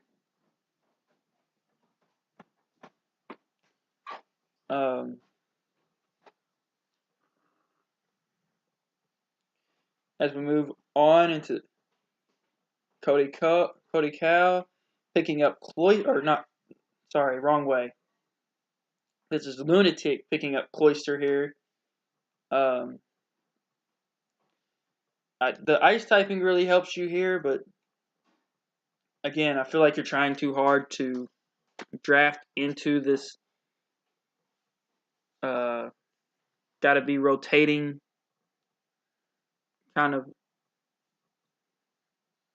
thing. Got to be turning. Crookie coming back with Rotom Fan. I'm not a big fan of Rotom Fan. I mean, the flying typing doesn't give Rotom anything because it's already got Levitate. Just gives you a rock weakness there. But I mean, it gives you defog. It gives you more volt switch that you didn't have previously. Previously, you just had Cobalion to kind of pivot around. So kind of stand it to a point. But hey, Celtics won. Jaylen Brown went off too. 42 points. Nice. But yeah, that's something there. Decker going out and getting Audino, a really good wish passer here to kind of keep these big threats of Tapu Fini and Urshifu alive. A normal type, so doesn't really add to any of your typings that you've already got as weaknesses because you get like Noivern and Tapu Fini. I mean, the fighting type, I think technically Urshifu is weak to fighting, but it's really not.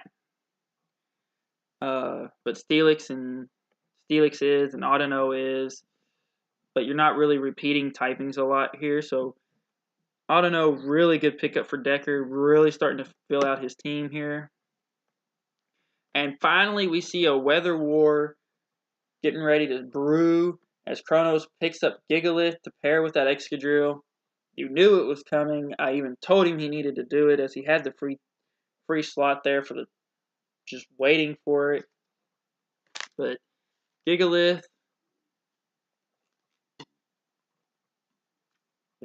I've almost killed a whole bottle of water. Gigalith getting the Sandstorm for Excadrill. Really a nice overall pickup for him.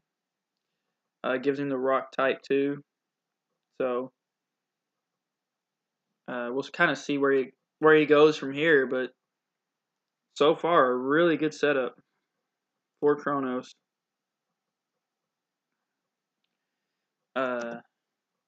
Next up is Barrett getting Toxicroak. Toxicroak, again, now we're starting to see Barrett here start to fill out his team and get these mons that make a little bit more sense.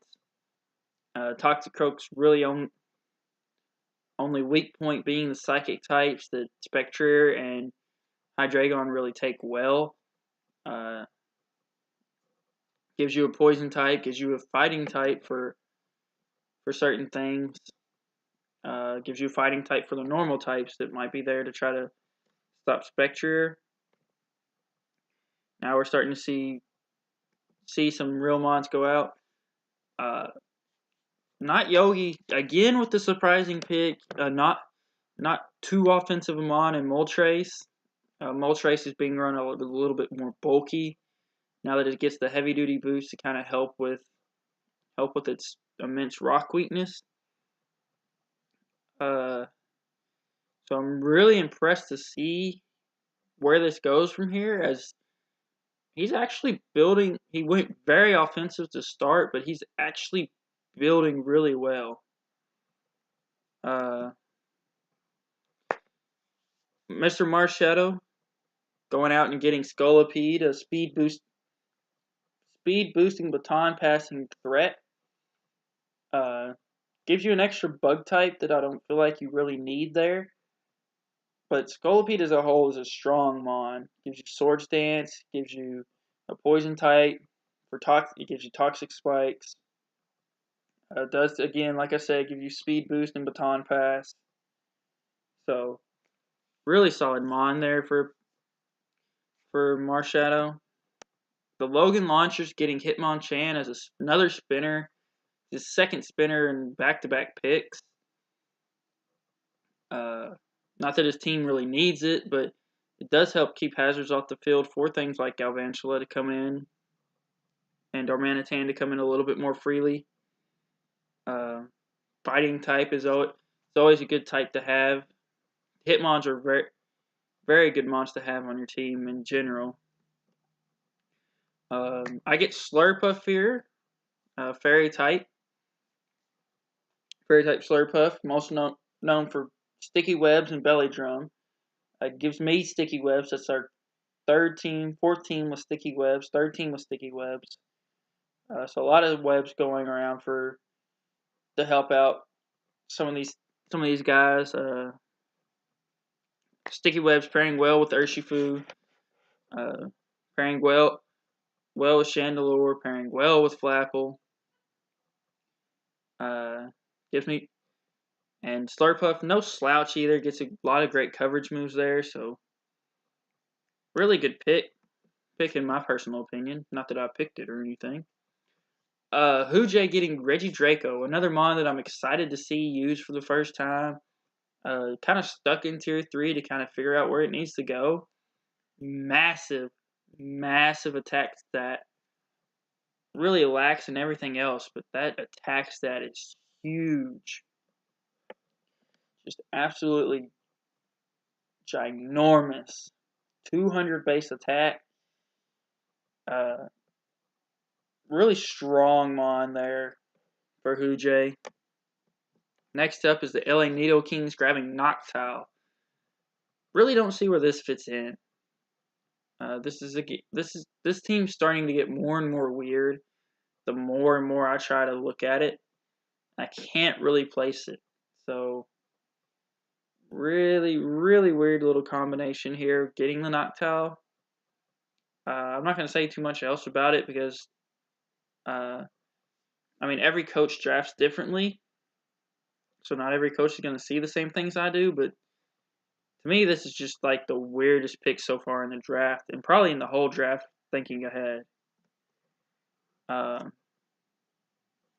Meech rounding out his required picks, getting Scyther out of tier 5. Scyther helps with some speed tiers that I see that he's lacking in. Puts him over base 100. Bug Flying is not a bad typing.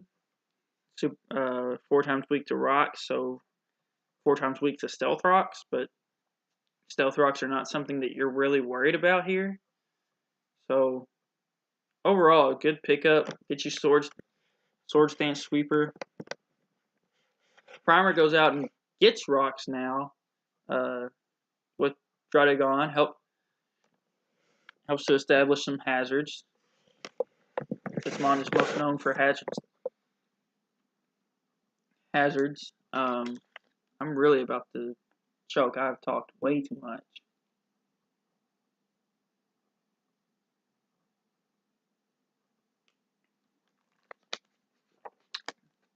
Trying to speed through it a little bit because I do have to be getting to bed for work tomorrow.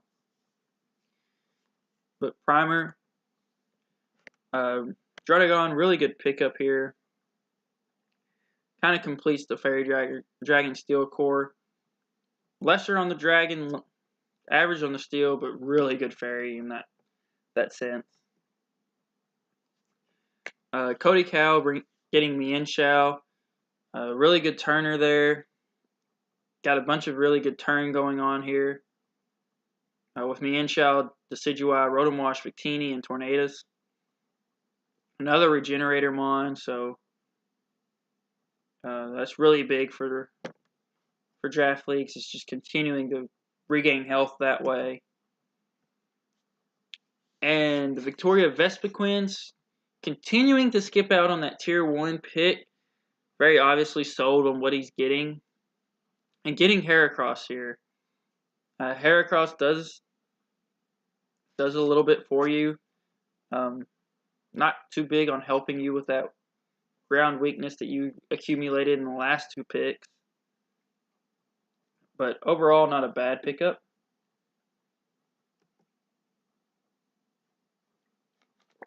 Moving into the draft round recap.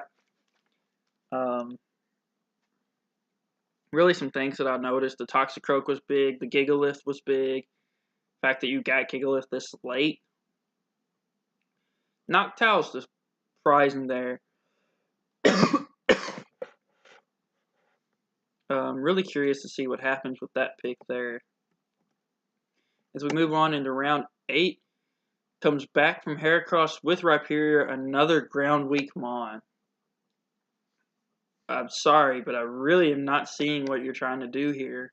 I am not picking up what you're putting down. Ground is one of the more commonly covered types. A lot of things get Earthquake, a lot of things get Earth Power. So the fact that you keep building on this weakness that you've got is really weird to me. But Rhyperior as a whole is a great Mon. Good tier 4 Mon. Rhydon is better than Rhyperior in my opinion. Just kind of saying. Cody Cal going out and getting a poison type here. Lots of toxic spikes running around, so it's always good to pick up a grounded poison. And Skuntank also gives you a dark typing, so that kind of helps with the ghost that we were talking about earlier.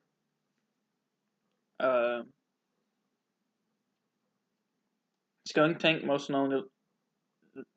known for the Aftermath shenanigans, so Aftermath and tanking, being a wall, spreading toxics around. Primer goes out and gets Avalugg here, wraps up his set of required picks. Not overly sure how I feel about this one. Get you a Rapid Spinner, get you an Ice type. A lot of the meta is seemingly drafting pro Ice type. Hey, Kronos! Did make it. But yeah, I don't really see what Avalugg does here, but this is your tier 5 pick, so kind of just rounds out your tier limits. Meech going up and going bold with the Arena Trap Dugtrio. We are allowing Arena Trap and picking up Dugtrio now. I mean, the fact that it's still sitting here is just big in its own right. But this was a big pickup for Meech. Gives him a ground type to really help facilitate around some of these things that he's got. And I'm not seeing too many repeating typing weaknesses here, so I'm really starting to really look at this team as one of the better draft teams. And that's one of the things we're going to start looking at is who is the best draft? Who did draft the best? Because with 3 picks left to go, I mean, you're trying to hammer down these picks. LA Nidoking's going out and getting Umbreon. Pokemon here kind of helps fit in some places, but there's a few other areas that I think you needed to touch up more. You don't really have a place where Umbreon sits. The covered typings, it just gives you Wish Pass. Not really seeing what you were thinking there. Hujay going out and getting Morgrem as his tier 5, a Prankstermon, so that there's always value in that, just as a whole. Always value in a Prankstermon, always value in a Dark type. Especially when you have something, but I don't even see, you got 2 Dark types, so I don't even see why you would necessarily need another Dark type, but again, Prankstermon's always good to have. Then I go out and I get a tier 4 in Braviary. Braviary is a strong, bulky flying type. Gives me a ground immunity, something that I had been lacking so far, but not really something that I needed, but something that I've been lacking. Really good pickup for me. Gives me a normal type 2 for the ghost types that are running around here. I like this pick. I've been saying it the whole stream about how the meta is getting very, very weak to ice. Ice types are starting to become necessary. There's just not any good ones, and Glaceon is one that you can, in Draft League, you can get for a good value. You can slap on a choice Scarf or a choice Specs, stick it on your team the week you face Tornadus T or Lando T, and just spam Blizzard or spam Ice Beam or just spam whatever you want until stuff just dies. Again, the meta is going very anti-ice. It's going very weak to ice, and these flying and ground types becoming prevalent. And Glaceon just really helps him, give him that ice type that he needs so that he doesn't have to run like Ice Punch Hitmonchan, or I don't even know if he has any Ice Punch Grimmsnarl, Ice Fang. I don't think Sandslash gets Ice Fang. So that was kind of big for Bryce. Mr. Marshadow going out and getting Flareon here. I kind of see where you're going with this pick, and I kind of don't. I feel like you want to talk about reaching. I feel like you really reach for this because Flareon's not one of those mons that gets drafted a whole lot. But really solid pickup here. Good fire type. Something, again, like Glaceon. Slap a Specs to it. Slap a Band to it. Slap a Scarf to it. And just let it blow some holes in your opponent's team. Your last 3 picks have made you very rock weak. You've got Slowbro, you've got Registeel, you've got Conkeldurr, but trending negatively in that regard, especially when Stealth Rocks are running prevalent in our league right now. And Yogi coming back at it here, getting Shell Smash Omastar. Lord Helix is back and ready for action. Goes back away from the bulky picks to get Omastar and Shell Smash his way to victory. Typical Yogi fashion. Barrett 50 cal coming out with Reboot. A good Eviolite user. Should be a very quick fire type if I'm not mistaken. You can correct me in the chat there if I'm wrong.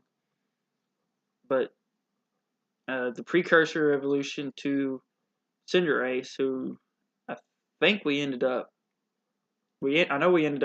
banning Libero and just completely taking the bottom out from underneath it, kind of like Greninja. Without that Libero and Protein style ability, those mons kind of fall to the wayside.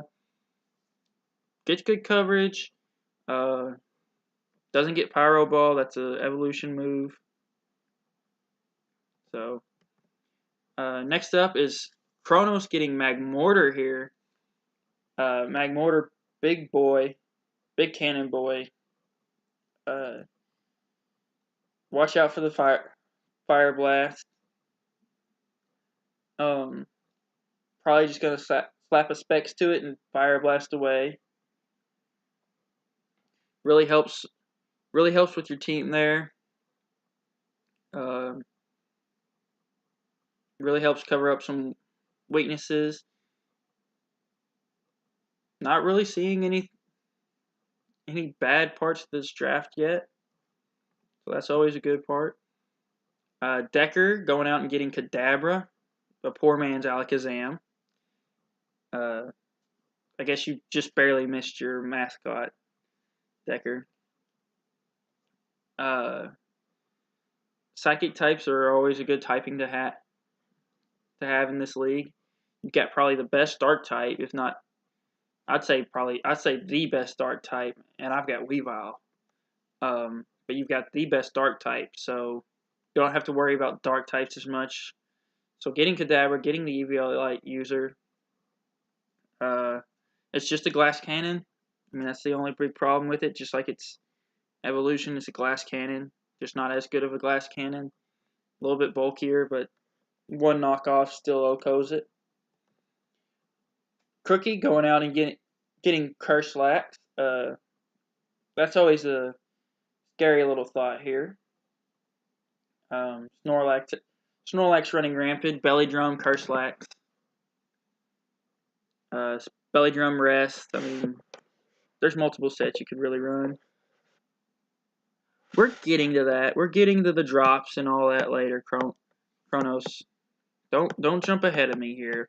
We're just in round 8. We're not to the grace period yet. Lunatic going out and getting a poor man's Clefable and Clefairy. You're just going to use it as an Eviolite user. I don't really see much to this Tier 5 pick at all. I can't say much. My Tier 5 is very niche as well. The Seattle Huluchas getting yet another Water type and another Swift Swim user in Kabutops. Really struggling to find what you're trying to do here. Just too many repeating typings, my man.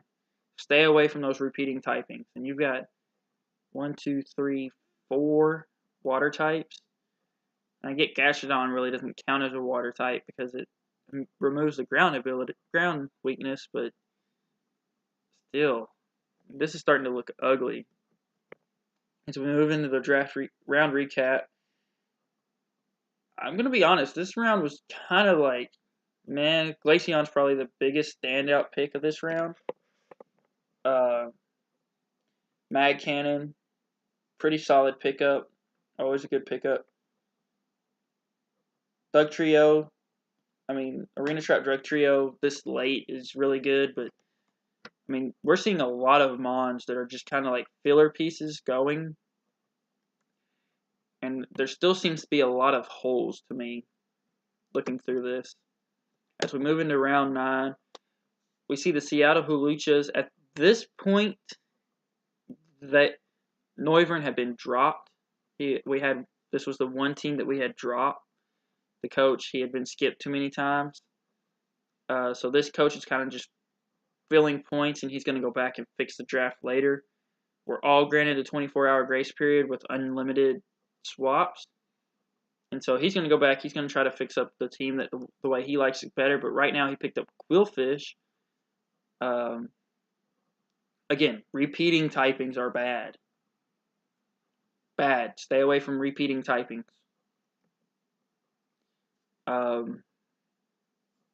Lunatic goes out and gets Berserker here. Good steel type.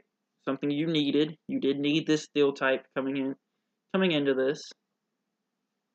I really think you tried way too hard early in your draft to get things that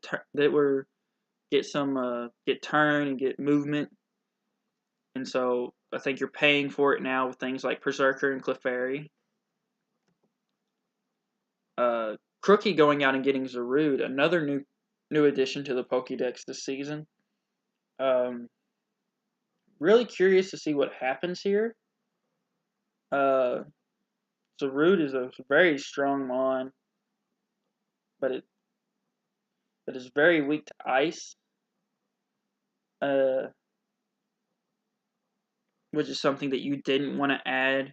Having the Rotom Fan and having the Zygarde, you didn't want to add another one. Decker going out and getting Dusknoir, bulky ghost type. Really helps with the Cadaver pick that you just had. Really helps. It kind of adds a ghost weakness, but you have Audino and you have Urshifu, and really you have Noivern, because Noivern will absorb a lot of those ghost moves and fire back very powerful Choice Banded Shadow Balls. Chronos, man, drop this thing. This thing almost ruined me the last time me and you played. I do not want to see it come against me again. Please, just go ahead and just drop it for my sake. All I've got to say. Deancey, pick here for Barrett. A fairy type.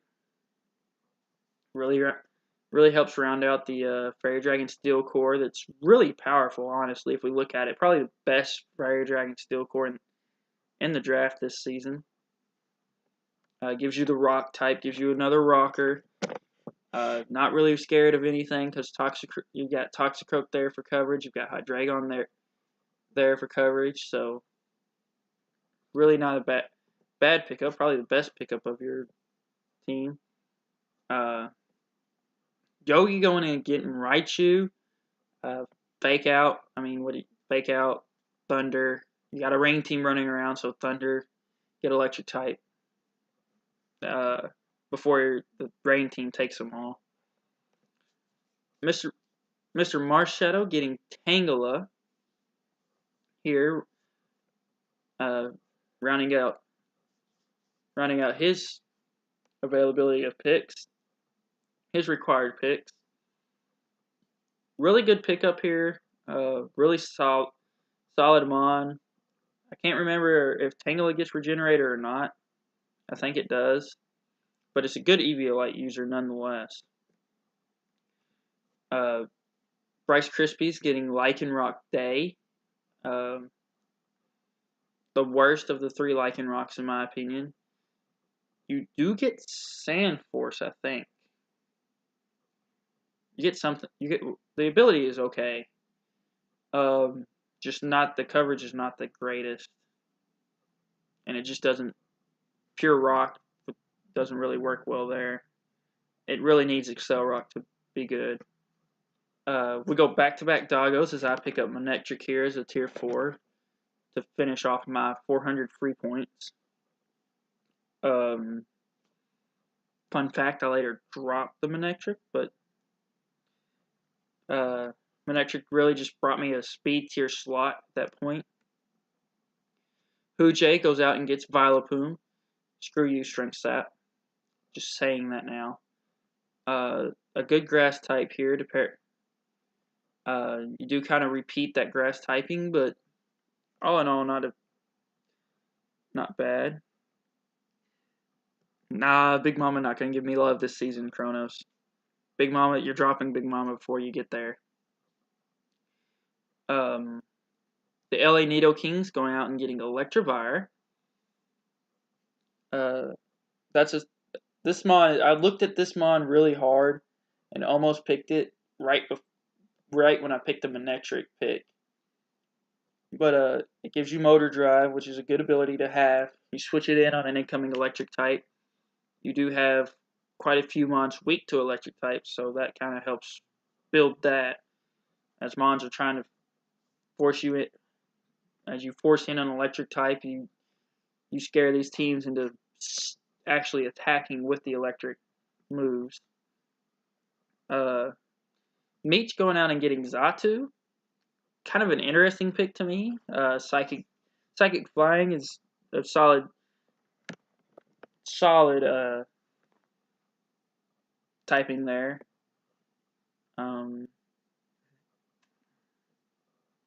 It's a good Mon. It's a decent Mon. Not one of my favorites, but definitely something to be wary of this season as it's stored powered. Primer going out and getting another Prankster Mon and Lipar getting a tier 5. I think he has to get one more. 180, 300. No, he can get a tier 4. But yeah, Lipard, really good Prankster Mon. Dark typing gets Parting Shot. So pretty solid little pickup there. We saw Dugtrio go last round. We see a Lowland Dugtrio go this time here in Tier 5. Sandforce Mon to help against Kronos' Sand team, as I assume. It's also got the Steel typing, which kind of fits into your team and kind of doesn't. Just gives you another fire weakness that you don't. I mean, you have Victini and you have Wash. So just kind of watch out for those fire types.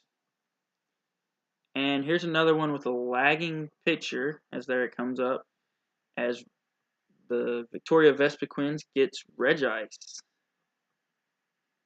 Not Regice, Regice.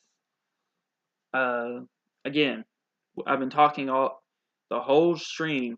Ice types are good attacking ice types are great in the meta right now. Regice is no exception. It's a little bit more bulky, but again, good attacking ice types are big in the meta right now. Looking at the round recap, Zarude is a big pickup for me. Diancie really helps that team. Any ice type at this point. I mean, we see so many teams with some glaring ice weaknesses. So any ice type is big for me. But those are kind of the three big pickups. Kangaskhan's going to get dropped anyways, so we're not worried about it. Too many normal types. You need to drop it. If you've got two normal types, that's too many. As we head into our final round, Victoria Vespiquens and Jamin gets Dragonite as their Tier 1. Their last pick in the draft was their Tier 1 pick. They went out, they got Dragonite. Great way to kind of wrap up that ground typing with the immunity there. Getting something strong against ground types and then turning around and getting an immunity was really a big pickup there. Those last two picks pretty well saved your draft, in my opinion. Your draft was trending way low. You started first three picks were best three picks, and then just trended with bottomed out, and this kind of saved it. Cody Cal getting Tyrantrum now. Really love this mod. I love Tyrantrum. Head smash to just head smash your way to victory for me. Just not against me. Not against me. You can leave this thing at home against me. But yeah, Tyrantrum is a great mod. A very scary mod to try to switch into. You're pretty much just going to have to sack something. Yeah, if you'll sack something and then probably kill it, or it'll probably kill itself. But still, like banded head smashes, you don't switch into. Primer going out and getting Marowak here as a ground type. You're not super weak to electric types, but adding the ground type doesn't really hurt you any.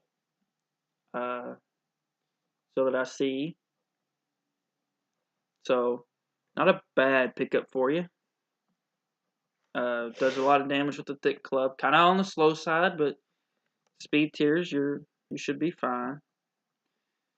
This was an interesting pick as Meech went out and grabbed Shedinja. Wonder Guard tactics are going to be very interesting to see you try to run this season.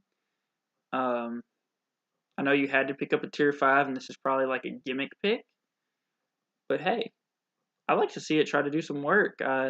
In one league, I actually drafted Ninjask, because we were allowed baton passing. So I drafted Ninjask and speed boost, sword stance, speed boost, baton pass. I got it to work once. So I'm interested to see if you can get some ninja tricks going on in here, Meech.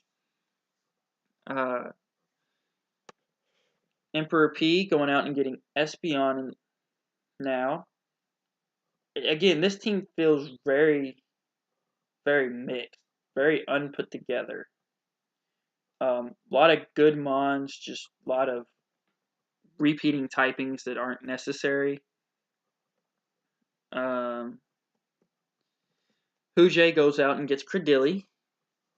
Good pickup here for Hujay. Gives him a third grass type, but gives him the rock type. Rock type was something that he was missing.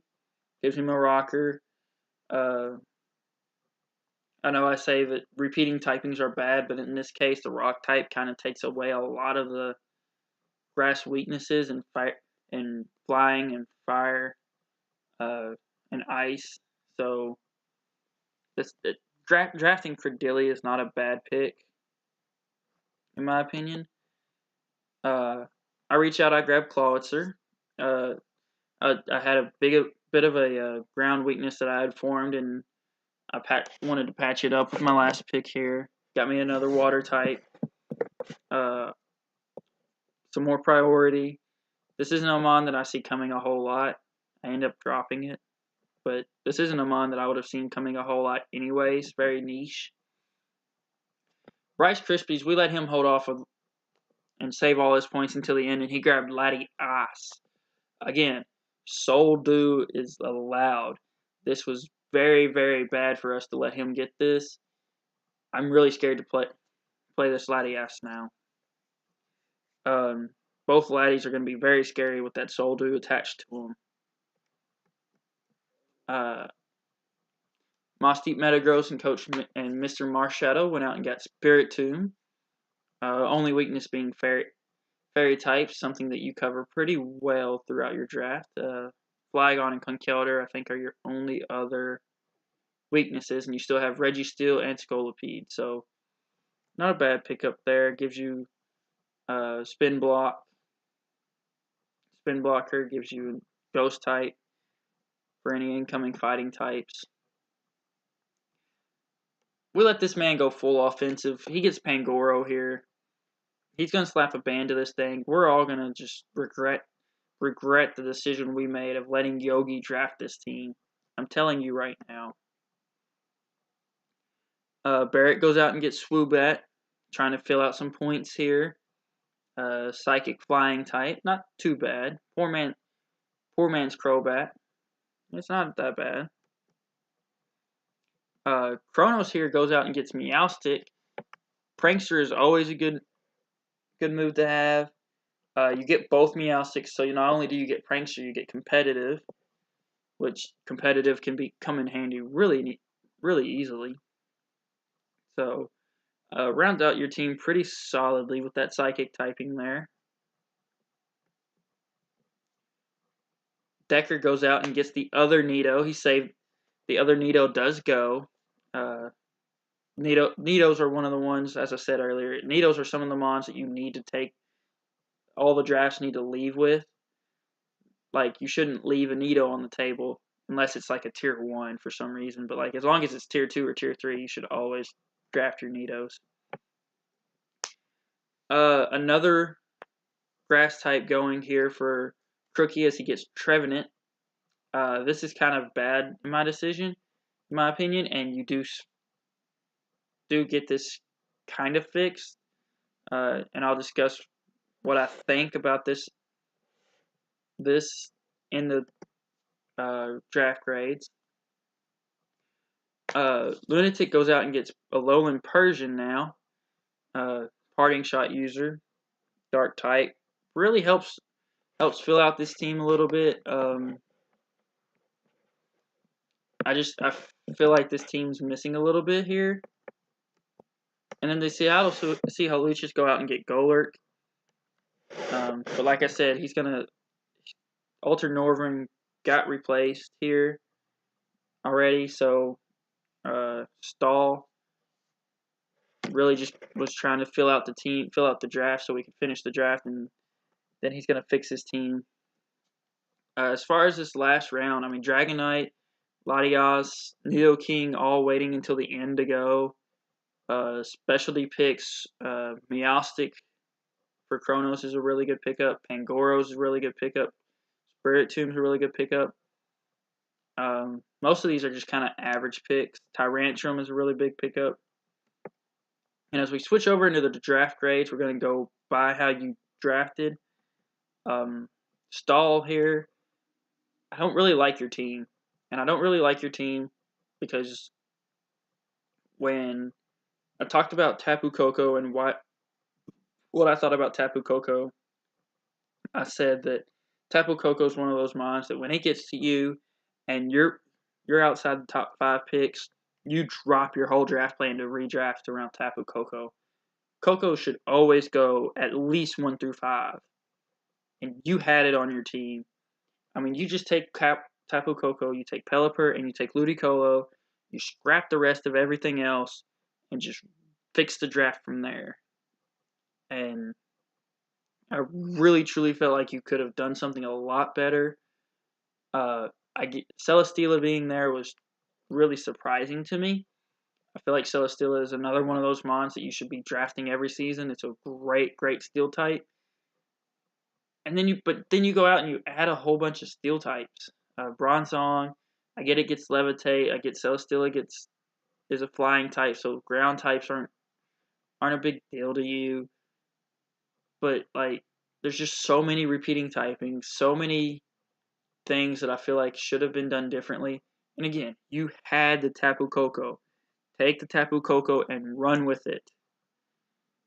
Pick 1 through 5. You should be taking the Tapu Koko and running with it. For the most part. Like, you should, in my opinion, you should have kept the Koko. You should have fixed the draft a different direction. If you wanted to stick with the rain, you could have got Koko and Pelipper. Draft the Thundy and got Celesteela if you wanted to. Which wouldn't have been a bad play. But now this team just kind of, I don't know, it looks too much like a rain team that was kind of thrown together, whereas you could have had something decent to pull out of it. And I feel like you're going to be bringing these mons that, like Golurk and get, like, I feel like you're going to be leaving a lot of stuff at home that you'll need for power, because you've got Pelipper, Celesteela, Kabutops, Kabutops, all weak to electric types, so you're going to have something for that almost every week. You've got Celesteela, Bronzong, like, you're going to have to bring rain every week, because Celesteela, Bronzong, Ferroseed, all weak to fire. That's big part of your core. Thundy T is weak to rock. Pelipper is weak to rock. Kabutops is weak to ground.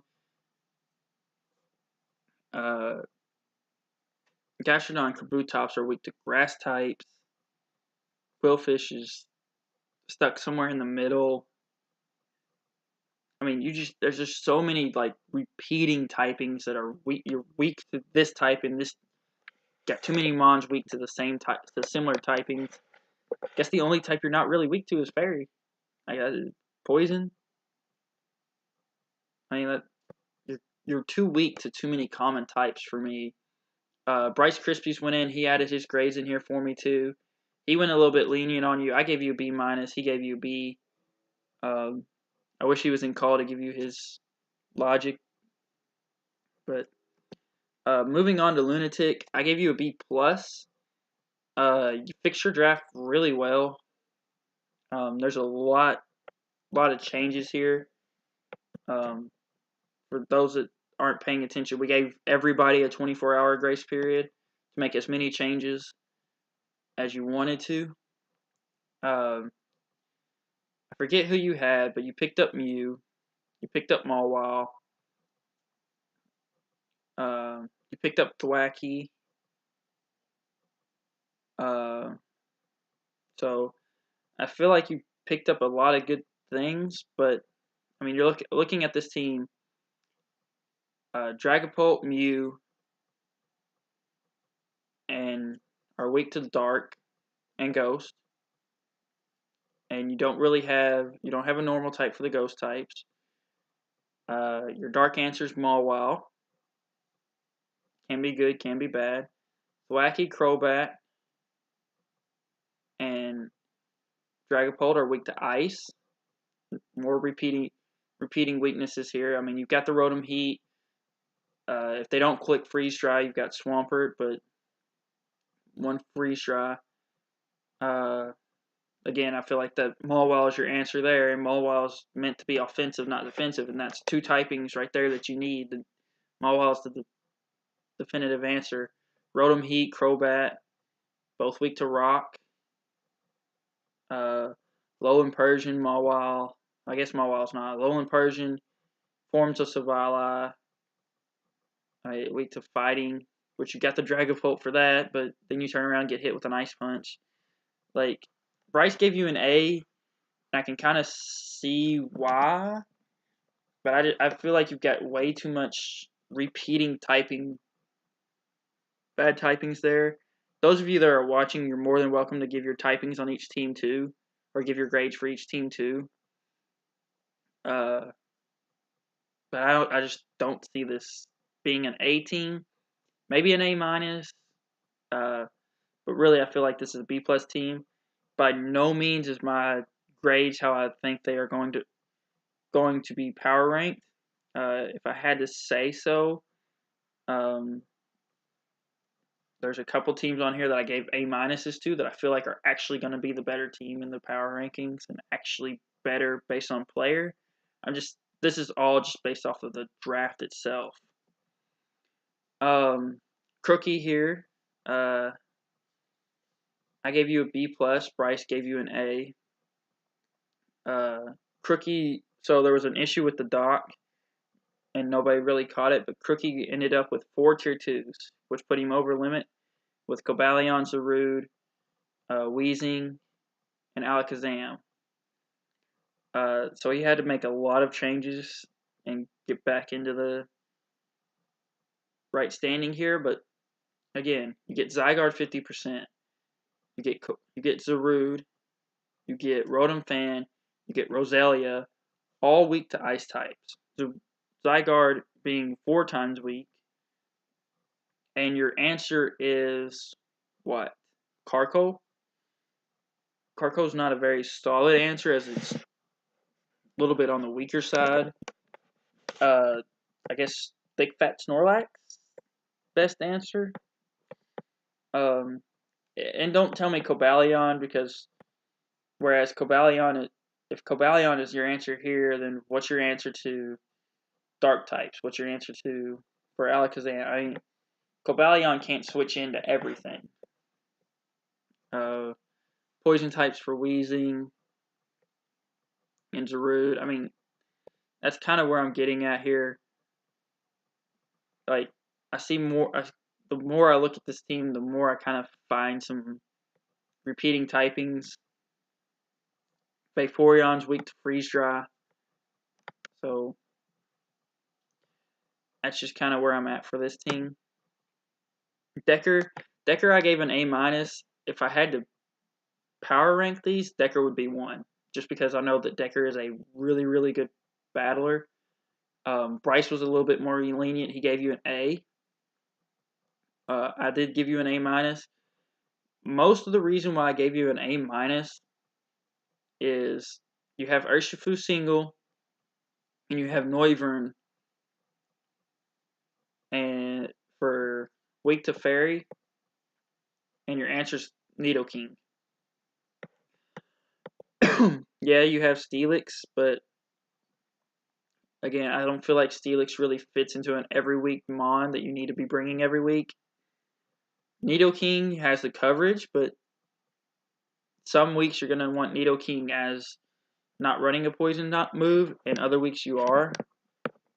And that's kind of where I feel like you are with this team. And there was another typing when I initially looked at it that really scared me for you. Raikou and Steelix and Nidoking are all weak to ground. Your answer there is Tapu Fini. Urshifu should be weak to fighting with Steelix. Your answer there is Dusknoir, which is a good answer, but outside of that, Audino's there too. That's my biggest concern is that you have some repeating typings. Your team has so much power though. Urshifu and Tapu Fini are going to be such a great core and such a hard core to deal with that it does give you that A grade, whereas where Crookie got a B plus because like he didn't have that extra piece to really bump him up. And Finney is such a great piece to help you there, but you just don't have enough pieces together, in my opinion. And I'm gonna get wrecked by you. I already know. I got a lot of practice before I'm gonna be able to beat you. But like I said, my draft grade does not reflect my power rankings. Decker is still number 1 in the power rankings to me, but Kronos I gave an A minus to. Bryce gave you a B plus. To me, like you get an A just because of this top 3. Latios, Mimikyu, Exudrill are so good together. Vikavolt gives you webs. Gigalith is sand. Beware. As you mentioned in the chat there, you did drop Magmortar for Magmar and picked up Sableye, which helped your team tremendously, in my opinion. I don't like the Kangaskhan being there, not just because it's going to destroy me at the end of the day, but just simply because, like, that's an added weakness to fighting, where you have Mimikyu and you have Sableye and you have Laddie, but if Excadrill, Beware, and Kangaskhan are all 3 weak to fighting, and Gigalith are all 4 weak to fighting, you're with the Urshifu's now running around, you got to be really careful adding fighting as a typing, adding fighting as a weakness, even with 2 ghost types up there. So, but it's like I said, Mimikyu, you just chip away, chip away, chip away, chip away. Bring in Mimikyu on whatever you want. Swords Dance, sweep.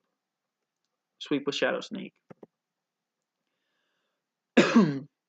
Barrett here, we both gave you a B+. Just so much of this team doesn't make sense. Your Fire, Water, Grass core involves Reboot. Your Fairy Dragon Steel core is really solid, but you put that together really late in the draft and just got lucky. Toxicroak's a big help to your team here, but what do things like Jolteon do for you?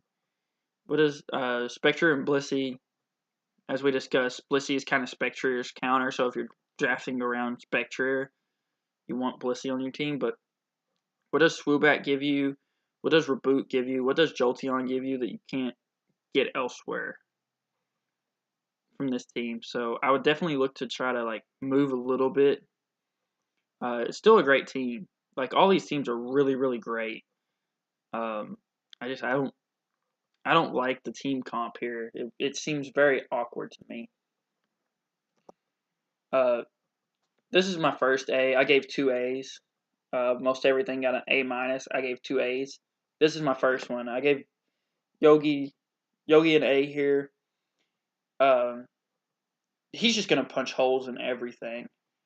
And the big thing about him is like Galarian Darmanitan, Landorus T, Metagross, Gardevoir, almost Pangoro are all just going to be just punching holes, and then Omastar is going to come in and sweep, or Haxor is going to come in and sweep, set up and sweep on you. Like, you just, so much is just like pounding away at you and just ripping a hole in your team. You're going to have to hope you're faster. You're going to have to build something to get his team first. Like, he's got his team, and he's saying, come get me. You're going to have to put too much power into him to kill him. And I think that's where it's going to be big. I think we're going to see a lot of... I don't think he'll have a single game go over 20, 25 turns. Maybe 30 max. Next team here is the Moss Deep Metagross and Mr. Marshadow. I gave you a B+, Bryce gave you a B. I mean, Zeraora Conkeldurr is really strong there. Slowbro, Tangela, Regenerator Core. But Rabambi, Scolipede, Flareon. Rock weakness, rock weakness, rock weakness. That you don't really patch up. Like, you have Registeel, but it can't switch into everything, and it's got to be available to switch into the fairy moves for Conkeldurr. Zeraora, Registeel, and there was something else that I saw before. Flareon, weak to ground. And I get you have Flygon, but Flygon needs to be able to sit down there, come in cleanly. It doesn't need to be switching in so much, and potentially take a something, ice move, dragon move, fairy move that you don't see coming. Rabambi gets you webs, Golipede gets you toxic spikes. Other than that, what do they do for you? They're just 2 bug types. Like, Golipede gives you a poison type, and Rabambi gets you a fairy type, but you can sacrifice one or both so that you can get rid of the double bug type.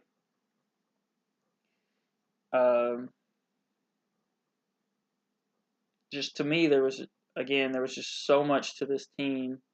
It just didn't make sense. I gave you a B plus because it's hard to like pick out something big that really hurts your team across the board. I just feel like if you bring Zeraora or Registeel, you got to bring Flygon. If you bring Flygon and Conkeldurr, you've got to bring Registeel. Like, you can't bring everything. You can only bring 6, and I feel like everything has to come in order for your team to make sense. Bryce, this is Bryce's team, so he was a little bit harsher on himself. I gave him an A-. Again, this is one of those teams where, like, Aegislash is your big mon there, and you got coverage there. I think you're missing a bulky water, but as we saw during the draft, like, you drafted in one spot, and then by the next time you would have drafted, all the bulky waters were gone. Like, I mean, Slowbro, Suicune, Melodic, I mean, they all went within a round and a half. So, saying, hey, I think you should have drafted a bulky water in this draft was very much like, where? Before my snipe or after my snipe? Like, if you had to have them on, I mean, we're talking, all these bulky waters went really early. So, like, if you had to have them on round 3, which in his case was Galvantula, which is kind of necessary for the draft breakdown of his team, you didn't really get it. So, like, round 3 and round 4, if you didn't get a water type by then, you didn't get one. So,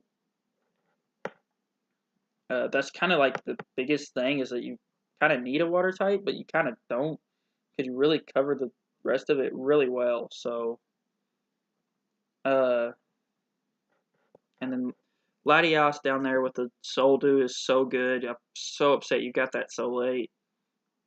Roserade is a great mon to have. I've pointed out how many teams are weak to ice types, and having Glaceon just as that tier 5, that's going to be something that you're going to bring a couple matches this season that's going to get a couple kills. I feel like my team was really good. I did a few changes. Dropped Flapple for Appleton, dropped Manectric and for Escavalier, and I dropped Clawitzer for Emolga. My big thing is, like, my speed tiers are a little off, but I mean, I think I have a pretty solid little team going here. Maybe I was a little bit lenient on myself because it's me. Bryce gave me a B+. We've kind of discussed my team before, so I know what his issues with it are. But all in all, I think this team is pretty solid. Did my draft just go dead? Did my live stream just go dead?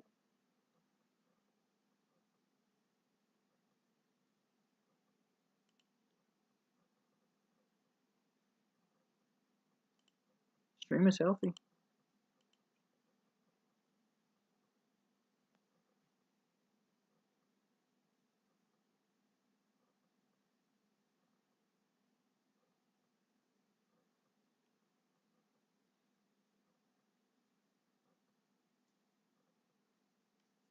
Did my live stream just go dead?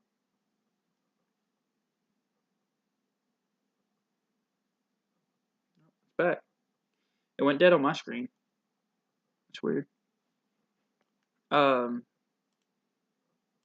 yeah, like I think I was a little bit lenient on myself, but I mean, if I'm not lenient on myself, I'm pretty confident in my team. I think I sit about halfway for power rankings, but I'm pretty confident in this team. Jay, you got unanimous A's. I told you what I thought was wrong with your team. Why you couldn't get it? Like you were the closest to getting an A plus out of everybody. And I think the only reason I don't give you an A plus is because there is no clean to your team. Like you have Jirachi, it's going to punch holes. You have a Cineroar, it's going to punch holes. Reggie Draco's going to punch holes. Palosande's going to eat hits. Morgrim's going to be that utility mon. Zapdos going to punch holes. Suicune's going to be bulky. Vileplume's going to be bulky. Armaldo is going to be somewhere in the middle. Your only real setup sweeper is Virizion. Technically, you could Calm Mind Suicune, but at the same time, like Suicune, I feel like in this role needs to be bulky, which is not a bad place for Suicune to be. But I just feel like you don't have any cleaning. Like if I'm worried about Virizion cleaning me off, I'm just gonna run some flying coverage somewhere and just be done with it. Just run acrobatics and 2 mons and be done with it. Like I just don't feel like there's enough cleaning potential to really push this team over the edge. I don't know where you would lose it. Unless you go after something other than Morgrim or Amaldo. Or even Reggie Draco. Like, you have enough things to punch holes, maybe, but I just don't feel like, I just don't know where you fix it at. But this is definitely a top tier team. I am scared to play you week 1. I've already prepped, I've already got everything set up to play you week 1, and I'm still scared. I am still wetting my pants thinking about it. Emperor P, I said it most of the draft, man. I don't know where your team really, but you got Azu, Tentacruel, repeating typing.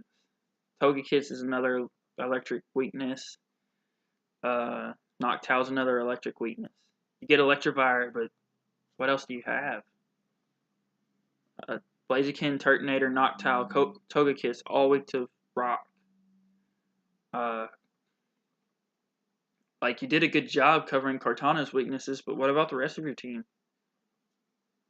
I think I was a little lenient on you. I think Bryce's grade is a little bit better. But this team is just, it just doesn't make sense to me. Like, not at all. Meech, this was the biggest gap between me and Bryce. Looking at it, I think I should have gave it an A minus. You did really, really well about getting the bulky offense in Goodra, Melmetal, and Clefable. Dugtrio and Lycanroc are really good. And then you have Ditto as a reverse sweeper, but like, I don't know. I feel like the Shedinja is out of play. The Zatu's out of play. Scyther's out of play. Weezing's kind of there as a Pokemon, but you have enough bulk. I think you need to get something less bulky, more offensive. Like, I think if you had a little bit more just straight offense, I think you fall in the same category as Hujay, but without the strength of offensive strength. Like, you don't have any true setup sweepers. Your setup sweeper's Scyther. I'll just run a rock move. Yes, Melmetal, yes, Goodra, yes, Clefable can all clean matches pretty well, or Melmetal with double Iron Bash, like there's no switch-ins, but I still feel like there's, after you get rid of those 3, everything else kind of either falls too easy or doesn't put out enough power. Like, there's no middle ground there. And even with Clefable and Goodra, like, you're kind of like bringing them bulky offense every week, they're going to be a little bit easier to prep against. Primer here, me and Bryce are kind of on the same path. I was kind of in the middle here. I think my biggest takeaway from your team is I don't know how Zapdos and I don't know how Blacephalon are going to work because you just don't see them that often. In Cooperaja, like you don't see these three mons that often in draft. You drafted a very awkward team. I don't want to say awkward is the bad word for it. You drafted a team that there's not a whole lot already put out there about. So really curious to see what you do with this team. I really hope my B plus is too low. But yeah, this was a very interesting team to try to grade because you don't know what some of these mons are going to do. And like Rotom-Mow is weak to ice with Marowak, and you don't really. Blastoise gets hit with a freeze dry, so don't really cover that too well without Cooperaja coming or Blacephalon coming. So, we'll have to see. The more I look at this team, the more I wish I had graded it a little higher, but I was a little tough on it. Cody Cal, we kind of agreed on this one. We were talking about it while you were drafting, and I mean, there's a lot to be desired here. Like Victini is such a good mon, paired with Rotom Wash is so great.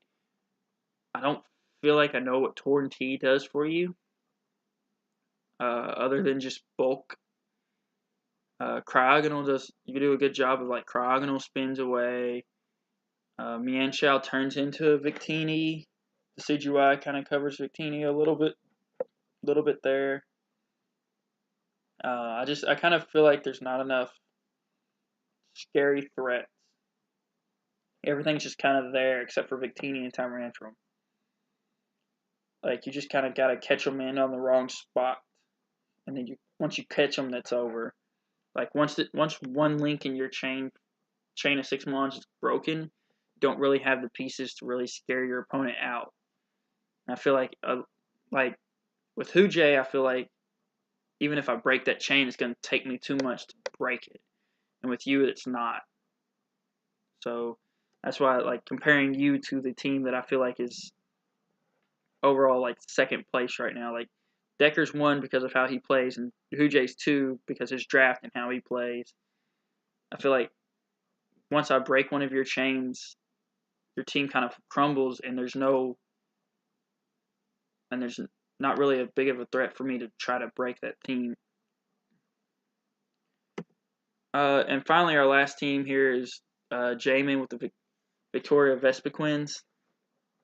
And I don't know, there was just Salazzle, Magneton.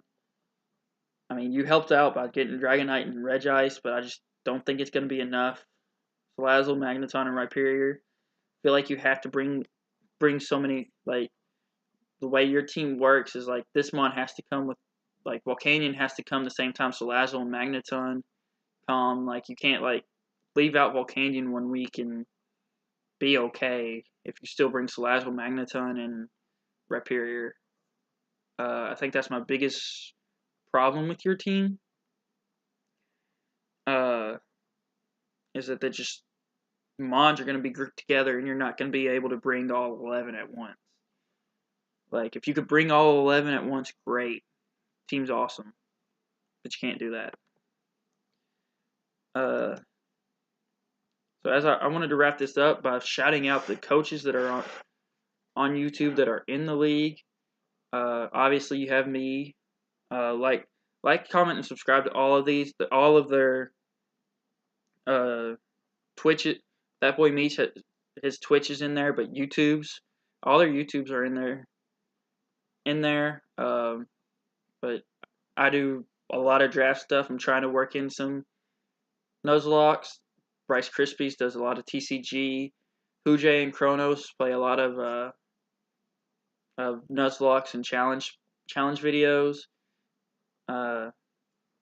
Marshadow and Jamin Abe are both doing some draft league videos this season. Sorry you just had to listen to my voice for what, 2 hours, 3 hours almost. But hit the like button, comment, and subscribe, and I will see you guys next time.